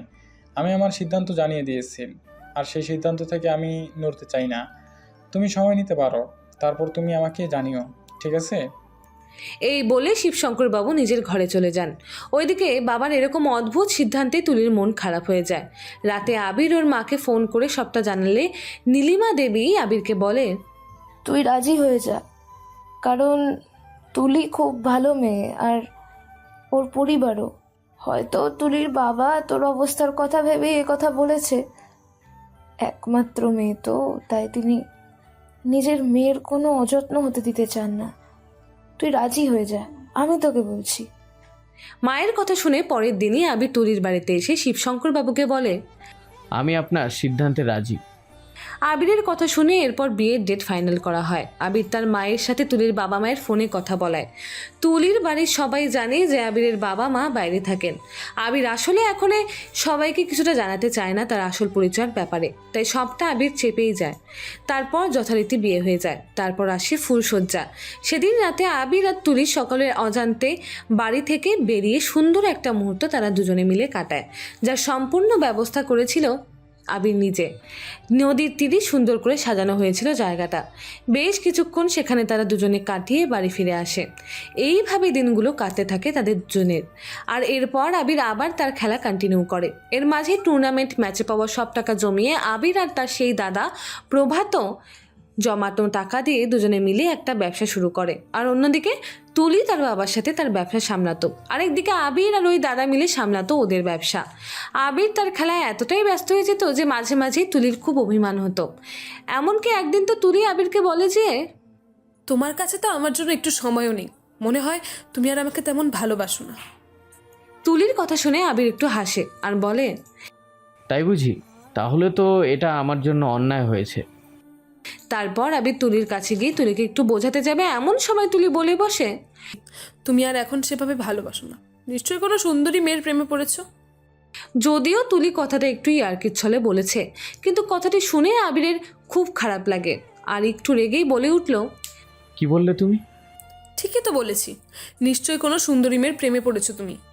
তারপর মুহূর্তের মধ্যেই যেন আবির খুব রেগে যায় আর তুলির খুব কাছে এসে তুলির দুই বাহু খুব শক্ত করে চেপে ধরে বলে উঠল, আজ বলেছো ঠিক আছে, ভবিষ্যতে যেন আর কোনো দিন এমন কোনো কথা বলবে না। আমি তোমাকে ভালোবাসি না এ কথা তুমি বুঝতে পারলে? আবিরের এমন রূপ দেখে তুলির ভয় করে। আজ পর্যন্ত তুলি আবিরকে কোনো দিন রেগে যেতে দেখেনি, তাই তুলি ভাবলো যে সে কি সত্যিই কোনো ভুল বলে ফেলেছে। তাই সঙ্গে সঙ্গে তুলি বলে উঠল, আবির, এই আবির, আমি তোমাকে কথাটা সেভাবে বলিনি, আমি তো ইয়ার্কি করছিলাম। তুমি খেলায় খুব ব্যস্ত হয়ে পড়েছিলে, তাই আমি একটু অভিমান হয়েছিল, সেই জন্য আমি এমন কথা বলেছি, আর কিচ্ছু না। আমি তো জানি তুমি আমাকে কতটা ভালোবাসো। তুলির কথা শুনে আবির কিছুটা শান্ত হয় আর বুঝতে পারে যে সে একটু বেশি রিয়্যাক্ট করে ফেলেছে। তাই নিজেকে শান্ত করে বলে উঠল, তুলি, আমি তোমাকে ঠিক কতটা ভালোবাসি সে কথা তুমি জানলেই আমার যথেষ্ট। সবাইকে জানার তো দরকার নেই আমি তোমায় ভালোবাসি তুলি। আবিরের কথা শুনে তুলি বুঝতে পারল আবিরের হয়তো একটু বেশি ইমোশনাল হয়ে পড়েছিল। তারপর তুলি আবিরকে সরি বলে নিল। তারপর দুজন দুজনকে জড়িয়ে ধরল। আবির তুলির কপালে নিজের ঠোঁটের উষ্ণ পরশ ছড়িয়ে দিল। তারপর মাঝে মাঝে আবির আর তুলি সময় পেলেই ঘুরতে বেরিয়ে পড়তো। একদিন আবির রাজ্যের হয়ে খেলাতেও জিতে যায়। তারপর একদিন আবিরের সব বন্ধুরা তুলির বাড়িতে আসে আর তারা এসে বলে, আবির, তুই তো এখন অনেক বড় খেলোয়াড়, তাহলে একটা পার্টির আয়োজন করা হোক, জম্পেশ আড্ডা আর খাওয়া দাওয়া হবে। সুজার কথা শুনে পাখিরাও বলে উঠল, হ্যাঁ, একটা পার্টি দিতেই হবে। তারপর একদিন আবিরের সকল বন্ধু বান্ধবীরা মিলে তুলির বাড়িতেই একটা ছোটোখাটো পার্টির আয়োজন করে। এরই মাঝে একদিন আবিরের কাছে ন্যাশনাল লেভেলের খেলার সুযোগ আসে। আবির লেগে পড়ে প্র্যাকটিসে।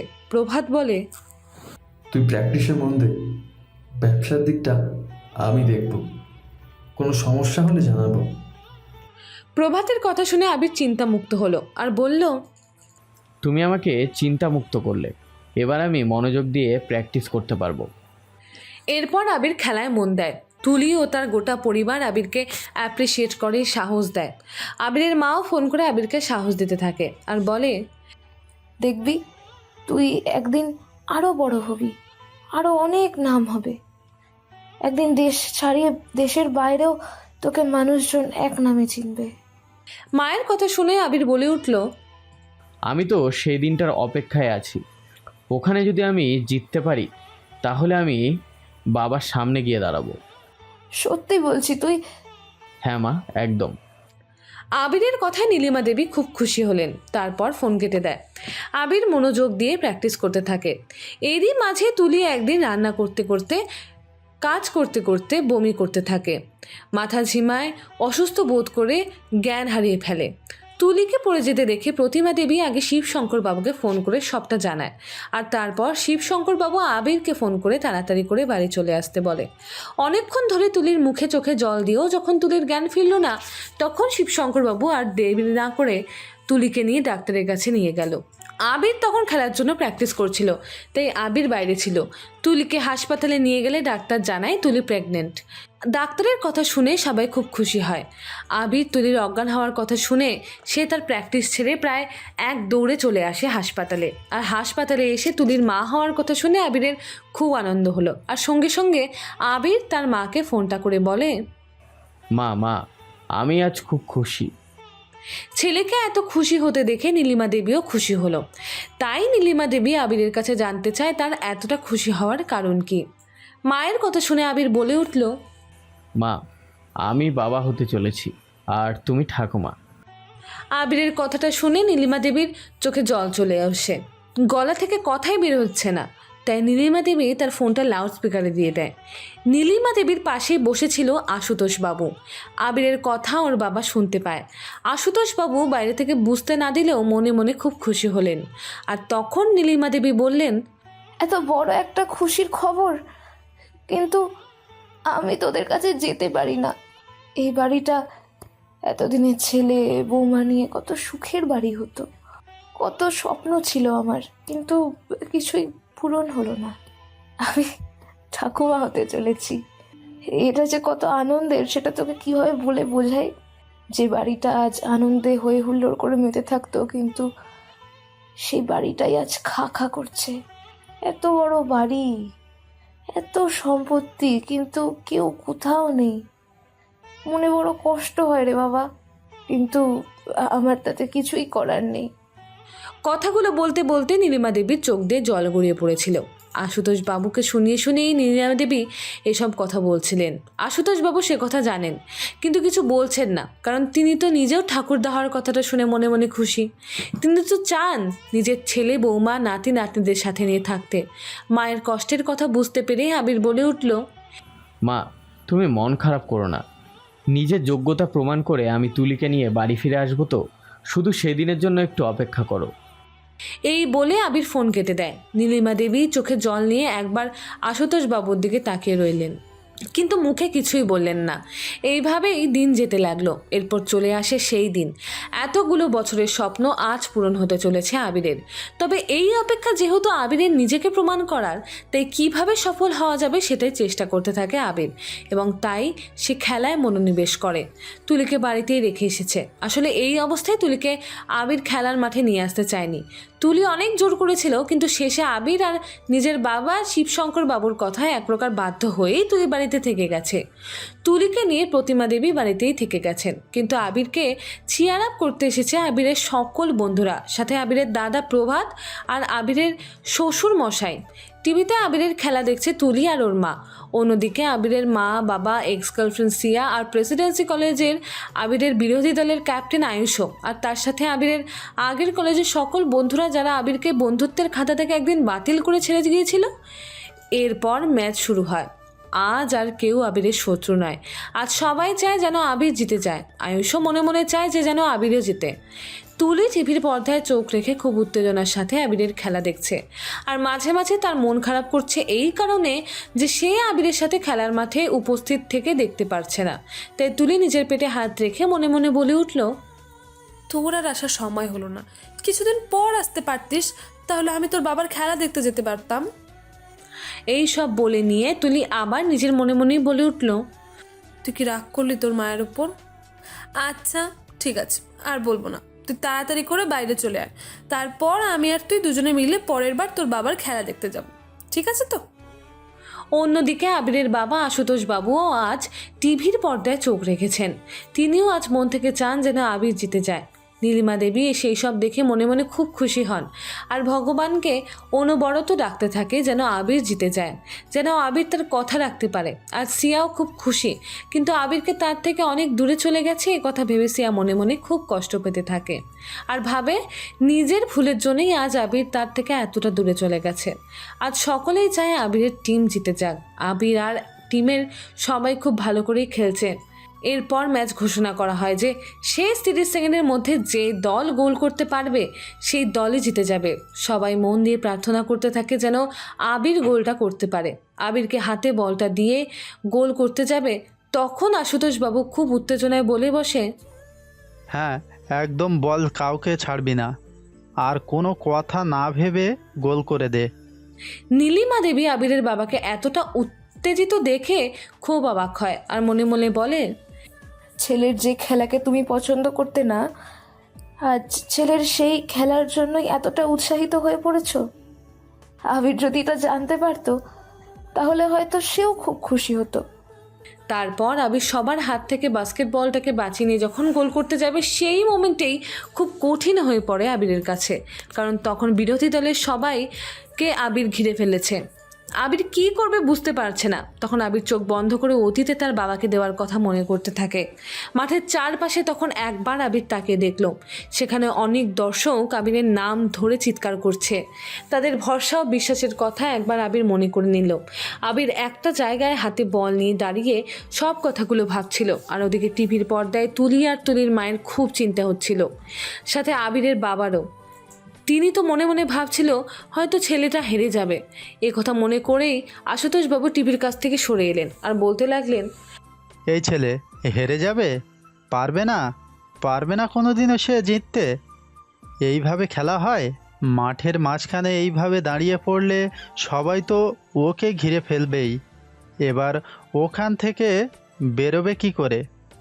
আশুতোষ বাবুকে খুব উত্তেজিত হতে দেখে নীলিমা দেবী টিভির পর্দার কাছে গিয়ে উঠে গিয়ে আশুতোষ বাবুকে বললেন, এতটা চিন্তা করার দরকার নেই।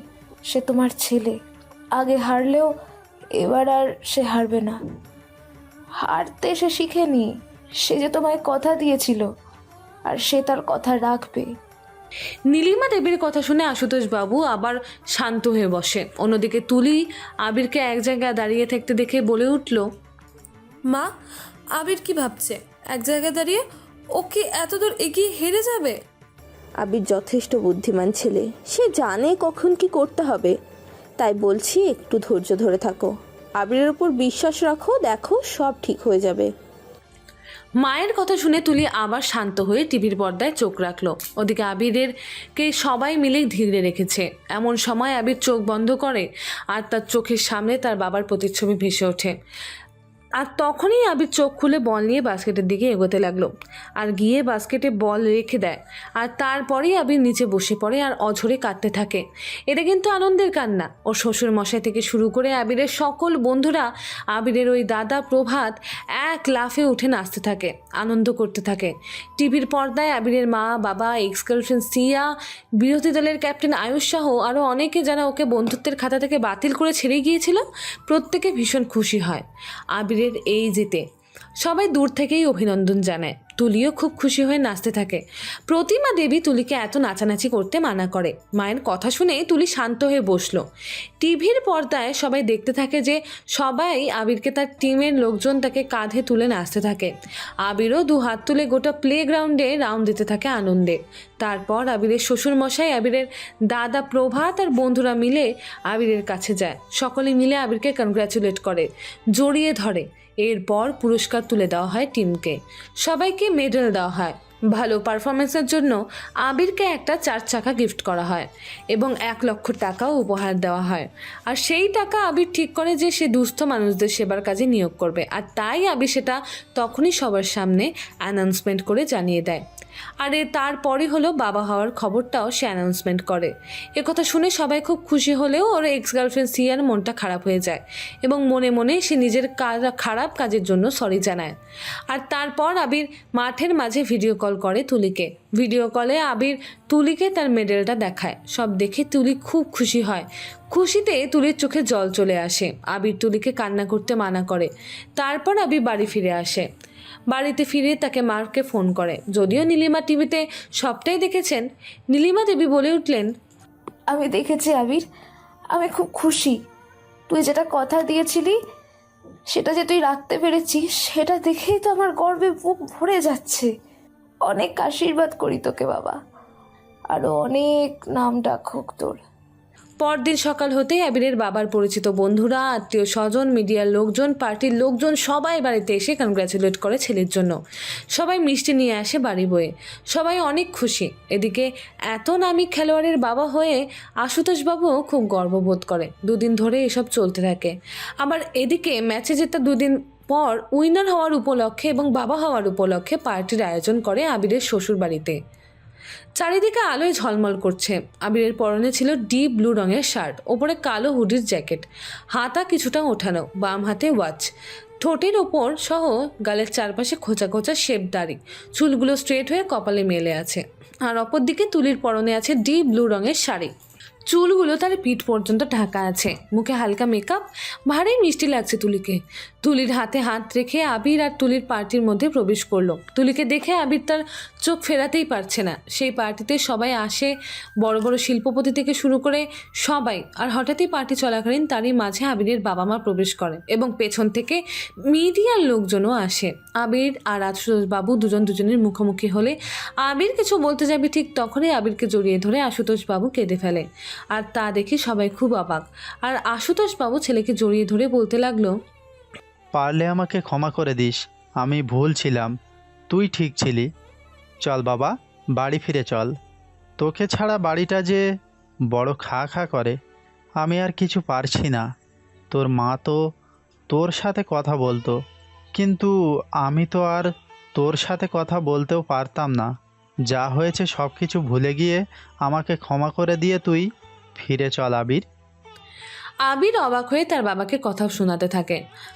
সাথে সেখানে উপস্থিত তুলির পরিবারের সবাই আশুতোষবাবুর কথা শুনে খুব অবাক হয়ে যায়।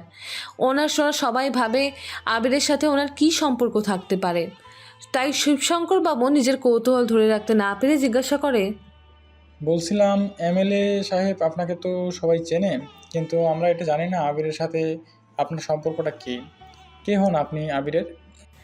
আবির তার শ্বশুর মশাইয়ের কথা শুনে মনে একটু ভয় হলো। আবির মনে মনে ভাবলো, সব কথা শুনে তাহলে কি সবাই তাকে ভুল বুঝবে? আমি তো ভেবেছিলাম পরের দিন বাবার সামনে গিয়ে দাঁড়াবো, কিন্তু তার আগেই যে বাবা এখানে চলে আসবে সেটা তো আমি ভাবতেই পারিনি। এখন কি হবে?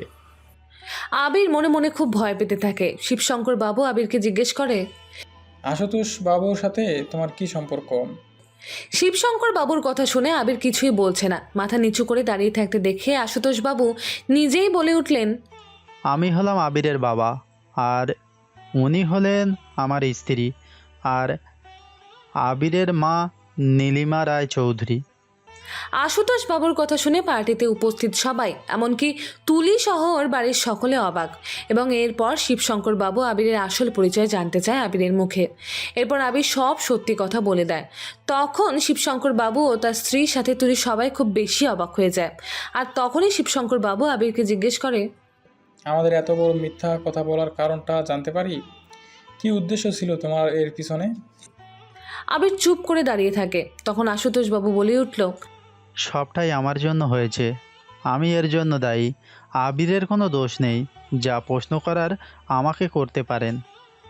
এরপর শিবশঙ্কর বাবু আশুতোষ বাবুকে প্রশ্ন করেন, তাহলে আপনি বলুন, আপনার ছেলে হয়ে কেন এতদিন আপনাদের থেকে আবির এত দূরত্বে ছিল?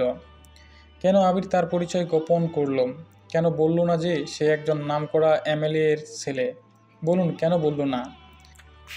আশুতোষ বাবু শিবশঙ্কর বাবুর কথার উত্তর ঠিকমতো দিতে পারছিল না। বাবাকে এমন একটা পরিস্থিতির সামনে পড়তে দেখে আবির চুপ করে আর দাঁড়িয়ে থাকতে পারল না। তাই সে বলে উঠল, আসলে আমি চাইনি আমার বাবার পরিচয় কেউ আমাকে চিনুক। আমি চেয়েছিলাম আমার নিজের একটা পরিচিতি, আর সেটা কলকাতার থেকে কিছুতেই সম্ভব ছিল না। তাই আমি সেই শহর ছেড়ে এখানে এসেছিলাম নিজের পরিচিতি তৈরি করতে।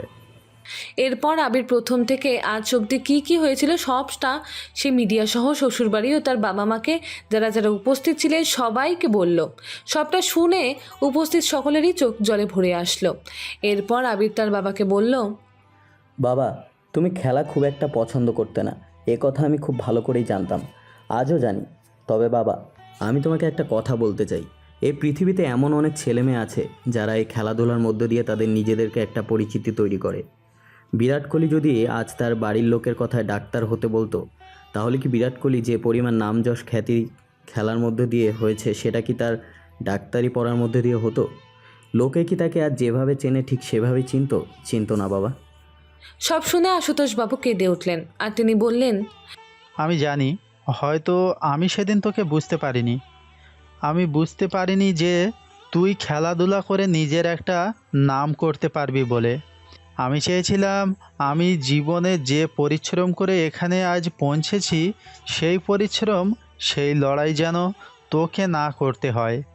আমি চেয়েছিলাম তুই আমার ব্যবসা, আমার অফিসটা সামলে একটু সুস্থ স্বাভাবিক জীবনযাপন করতে। তবে এটাও সত্যি যে এতদিন তোকে ছেড়ে থাকতে আমার কম কষ্ট হয়নি।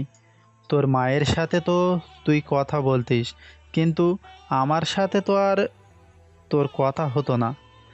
তুই যখন তোর মায়ের সাথে কথা বলতিস তখন আমি তোদের কথা লুকিয়ে শুনতাম আর চোখের জল ফেলতাম। তোর ঘরে গিয়ে ওর ফটো, বালিশ, ব্যবহার করা জামা কাপড় জড়িয়ে ধরে অঝরে কাঁদতাম। টিভির সামনে বসে তোর ম্যাচ দেখতাম। তুই বাবা হবি কথাটা শুনে খুশিতে আমি আড়ালে কেঁদেছিলাম। আশুতোষ বাবুর কথা শুনে পার্টিতে উপস্থিত সকল মানুষের চোখে জল চলে আসে। সবাই বুঝতে পারে যে তিনি তার ছেলেকে কতটা ভালোবাসেন। হয়তো তিনি বাইরে থেকে শক্ত, কিন্তু ওনার মনটা ভীষণ নরম। এরপর আশুতোষ বাবু আর নীলিমা দেবীকে সাথে নিয়ে ওনাদের বৌমা তুলি সহ তুলির বাবা মায়ের সাথে পরিচয় হয় এবং সব কিছু ভুলে নীলিমা দেবী তুলিকে বুকে জড়িয়ে নিলেন। তুলি আশুতোষ বাবু এবং নীলিমা দেবীকে প্রণাম করলেন। তারপর যাই হোক, গোটা পার্টি খুব সুন্দর করে কাটলো। আবিরের বাবা মা তুলির বাড়িতেই থেকে যাবে। পরদিন সকালে ঘুম থেকে উঠে আবির আর তুলি ঘরের বাইরে চিৎকার শুনে ঘরের বাইরে বেরিয়ে এসে দেখে তুলির বাবা আর আবিরের বাবার মধ্যে কোনো একটা বিষয় নিয়ে কথা কাটাকাটি হচ্ছে, কিন্তু কী বিষয় নিয়ে সেটা বুঝতে পারছে না। আবির আর তুলি দুজনের মনের মধ্যেই ভয়ের সৃষ্টি হয়। তারপর আবির নিজে থেকেই তার মাকে জিজ্ঞাসা করলো, মা, এত তর্কাতর্কি হওয়ার কারণ কি? কী নিয়ে বাবা তুলির বাবার সাথে কথা কাটাকাটি করেছে? আমার তো এখানে খুব ভয় হচ্ছে। কি হয়েছে মা? আমাকে একটু বলবে পরিষ্কার করে? ছেলের কথা শুনে নীলিমা দেবী বুঝতে পারলো ছেলের মনের অবস্থার কথা। তাই নীলিমা দেবী অল্প হেসে বলে উঠল, বুঝলি আবির, এখানে ময়দানে নাতি নাতনি কি নাম রাখবে তা নিয়ে হাড্ডাহাড্ডি লড়াই চলছে। আবির তার মায়ের কথা শুনে বলল, এখন তো ছেলে হবে না মেয়ে হবে সেটাই জানা নেই, আর তার আগেই হাড্ডাহাড্ডি লড়াই চলছে। সত্যি পারও বটে। তুই ওসব বুঝবি না, এগুলোই তো এখন আমাদের কাছে মজার বিষয়। তুই ওদের মাঝে যাস না। বৌমা উঠেছে তো ফ্রেশ হয়ে নিচে আয়। এভাবে দেখতে দেখতে 2 দিন কেটে যায়। 2 দিন পর আবিরের বাবা তুলির বাবাকে বলে, বেয়াইমশাই, আমি আপনার কাছে একটা আবদার নিয়ে এসেছি, আর সেটা আপনাকে রাখতেই হবে। আশুতোষ বাবুর কথা শিবশঙ্কর বাবু কিছুই বুঝতে পারলেন না, শুধু হেসে উঠলেন আর বললেন, আচ্ছা তাই নাকি? তা শুনে কিসের আবদার করছেন আপনি আমার কাছে? আসলে আমি আমার ছেলে বৌমাকে বাড়ি নিয়ে যেতে চাই। আশুতোষ বাবুর কথাটা শুনে শিবশঙ্কর বাবু কিছুতেই রাজি হয় না। তিনি বলেন যে, দেখুন আশুতোষ বাবু, আবির যে আপনার ছেলে সে কথা আমি অনেক পরে জেনেছি, কিন্তু এই বিয়েতে আমি রাজি হয়েছিলাম শুধুমাত্র একটা শর্তে। আর সেই শর্তটা হলো আবিরকে আমার বাড়িতে ঘরজামাই হিসেবে থাকতে হবে। এই শর্তে আবির রাজি হয়েছিল, তাই এই বিয়ে হয়েছে। এখন যদি আপনি এসে বলেন যে আপনি আপনার ছেলে বৌমাকে বাড়ি ফিরিয়ে নিয়ে যেতে চান, কিন্তু তাতে আমি তো রাজি হতে পারি না। মাফ করবেন আমাকে, আমি এই কথাটা রাখতে পারবো না আপনার। এই বলে শিবশঙ্কর বাবু নিজের ঘরে চলে যান। তারপর আবিরের বাবা মা দুজনে মিলে প্রতিমা দেবীকে বোঝান, আর তারপর প্রতিমা দেবী শিবশঙ্কর বাবুর সাথে কথা বলেন। তাতে শিবশঙ্কর বাবু পুনরায় আশুতোষ বাবুর সাথে কথা বলতে রাজি হন। এরপর আশুতোষ বাবু এবং নীলিমা দেবী দুজনে মিলে শিবশঙ্কর বাবুকে বলেন যে, আমরা কথা দিচ্ছি যে আপনার মেয়ের কোনো অযত্ন হতে দিব না। আপনাদের মেয়ের ভালো মন্দ খেয়াল রাখবো, প্রতিশ্রুতি দিচ্ছি। আমাদের বাড়িতে তুলি আমাদের নিজের মেয়ের মতোই থাকবে। সব শুনে শিবশঙ্কর বাবু একবার তার নিজের মেয়ে তুলির দিকে তাকালেন। তুলিকে দেখে তিনি বুঝতে পারলেন যে তুলিও চায় তার শ্বশুর বাড়িতে যেতে। সবাই তখন মুখ কালো করে ড্রয়িং রুমে বসে রইল। তারপর শিবশঙ্কর বাবু কিছুক্ষণ চুপ করে থেকে বলে উঠলেন, ঠিক আছে, যখন সবাই এইটাই চায় তখন এইটাই হোক। শিবশঙ্করের কথা শুনে সবাই খুব খুশি হয়। তারপর উনি সবার মাঝে এসে মেয়ে তুলির হাত আর জামাইয়ের হাত ধরেন। এই সব দেখে সবাই খুব অবাক হয়। তুলি তার বাবার এমন কাজ দেখে খুব অবাক হয় আর জিজ্ঞাসা করে, বাবা তুমি এটা কি করছো? তখন শিবশঙ্কর বাবু আবিরকে বলে উঠল, যেদিন তুমি এই বাড়িতে এসে সবার সামনে তুলিকে ভালোবাসার কথা বলেছিলে, সেদিন কিন্তু আমি তোমাকে জানতাম না তুমি কত বড় এমএলএ সাহেবের ছেলে। আমি তোমাকে একজন সাধারণ ছেলে হিসেবে আমার মেয়ের সাথে তোমার বিয়ে দিয়েছিলাম। সেদিন আমি আমার মেয়ের চোখে তোমার জন্য ভালোবাসা দেখেছিলাম, তাই আমি আমার মেয়ের সুখের জন্য তোমার সাথে আমার মেয়ের বিয়ে দিয়েছিলাম। আমি সেদিন জানতাম তোমার অবস্থার কথা, তাই আমি বলেছিলাম তোমাকে আমার বাড়িতে ঘরজামাই হিসেবে থাকতে। আমি আমার মেয়ের অযত্ন হতে দিতে চাই না কোনো দিন। তুলিকে আমি খুব ছোট থেকে আদরে যত্নে অনেকটা ভালোবাসা দিয়ে মানুষ করেছি। আমি চাইবো আমার পরবর্তীতে তুমি আমার মেয়ের যথেষ্ট খেয়াল রেখো। আমি জানি তুমি সেটা করবে, তবুও আমি তো বাবা, তাই আমি আজ এই কথাগুলো বললাম তোমায়। শিবশঙ্কর বাবুর কথা শুনে তুলির চোখে জল চলে আসে। তুলির চোখে জল দেখে শিবশঙ্কর বাবু বলে উঠলেন, বোকা মেয়ে, তুই কাঁদছিস কেন? বাবা আমি তোমাকে খুব ভালোবাসি, তোমাদের সবাইকে আমি খুব মিস করব। তোমরা কিন্তু আমার সাথে দেখা করতে যাবে। এই কথাটা আবার বলতে হবে? আমি আমার মেয়েকে খুব ভালোবাসি। বেশি দিন না থেকে থাকতেই পারবো না, হয়তো দেখবি মাসের বেশি দিনই আমি তোর বাড়িতেই থেকে গেলাম। তখন কিন্তু খুব অসুবিধা হয়ে যাবে, সামলাতে পারবি তো?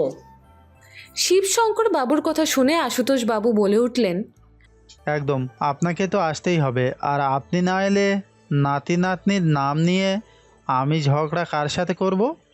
কথা দিচ্ছি, আপনি যখন আমার এখানে আসতে পারবেন না, তখন আমরা 4 জন দলবল নিয়ে আপনার বাড়ি চলে আসব। আশুতোষ বাবুর কথা শুনে তখন সেখানে উপস্থিত সবাই হেসে উঠলেন। তারপর তখন দুই পরিবারের মধ্যে খুশির রেশ বয়ে যায়। এবার উপস্থিত তুলির চলে যাওয়ার জন্য। তুলির মন খুব খারাপ, সাথে তার বাড়ির সবার মনও খারাপ। তাও মুখে হাসি ফুটিয়ে শিবশঙ্কর বাবু আর প্রতিমা দেবী নিজেদের মেয়ে তুলিকে বিদায় জানায়। তারপর সবাই আবিরের বাড়ি চলে আসে। আবিরের মা বরণ করে তুলিকে আবিরের ঘরে তোলে। তারপর বিয়ের সব নিয়ম পালন করে নীলিমা দেবী ভাত কাপড়ের অনুষ্ঠান করেন। তারপর আশুতোষ বাবু শহরের সব লোকজন নিমন্ত্রণ করে একটা পার্টির আয়োজন করে। সেখানে নামি দামি সমস্ত লোকজন আসে। সেখানে তুলির বাবা মাও আসে, আর আসে প্রভাতও, আবিরের কলেজের সকল বন্ধুরা। প্রভাত এসে আবিরকে তার ব্যবসার কথা বললে আবির জানায় যে, দাদা, আমি ভাবছিলাম ওই অফিসে আরেকটা ব্রাঞ্চ ওপেন করব, যেটা আমি ওখান থেকে দেখাশোনা করব, আর ওইদিকে ব্যবসাটা তুমি দেখবে। প্রথমে প্রভাত একটু আপত্তি করলেও পরে প্রভাত রাজি হয়ে যায়। এভাবেই সেদিন ভালোভাবে অনুষ্ঠান পালন করার পর আবির তার রুমে আসে আর দেখে তুলি দেওয়ালের দিকে তাকিয়ে দাঁড়িয়ে আছে। আবির এসে তুলিকে পেছনের দিক থেকে জড়িয়ে ধরে জিজ্ঞেস করে, কি দেখছেন খেলোয়াড় সাহেব? তোমার ছবি দেখছি। আমি ভাবছি তুমি কত বড় বাড়ির ছেলে, তা হওয়া সত্ত্বেও এতদিন কত সাধারণভাবে থেকেছো। তোমাকে দেখে আমি কখনো বুঝতেই পারিনি যে তুমি এত বড় ঘরের ছেলে। আচ্ছা, তাহলে কি আমার দুটো পাখা গজানো থাকলে তুমি সেগুলো দেখে বিশ্বাস করতে যে আমি আর কত বড় বাড়ির ছেলে? আবিরের ইয়ার্কির কথা শুনে তুলি কোমরে হাত দিয়ে গাল ফুলিয়ে দাঁড়িয়ে থাকে। আর তা দেখে আবির বলে উঠল, আচ্ছা আচ্ছা, ঠিক আছে, আর কথা বলতে হবে না। আচ্ছা বলো, আমাদের ছেলে মেয়ে কী নাম ঠিক করলে তুমি? আগে সে বাইরে আসুক তো, তারপর না হয় ঠিক করা যাবে। না না, এখনই নাম ঠিক করব। আমার কিন্তু মেয়ে লাগবে, এই আমি বলে দিলাম। এটা কি হাতের মোয়া নাকি যে যেটা চাইবে সেটাই হবে? আমার মেয়ে লাগবে। এভাবেই 9 মাস পেরিয়ে যায়। তুলির প্রেগনেন্সির আবার তুলি অনেক যত্ন করেছে। তারপর একদিন হঠাৎই তুলির লেবার পেন ওঠে। তুলিকে হাসপাতালে নিয়ে যাওয়া হয়। সেখানে গিয়ে তুলি আর আবিরের একটা ফুটফুটে কন্যা সন্তান হয়। মেয়েকে কুলে নিয়ে আবির তুলিকে জিজ্ঞাসা করে, এবার বলো মেয়ের কি নাম রাখবো? আবিরের মেয়ের নাম হবে আবিরা। নামটা শুনে সবারই খুব পছন্দ হয়।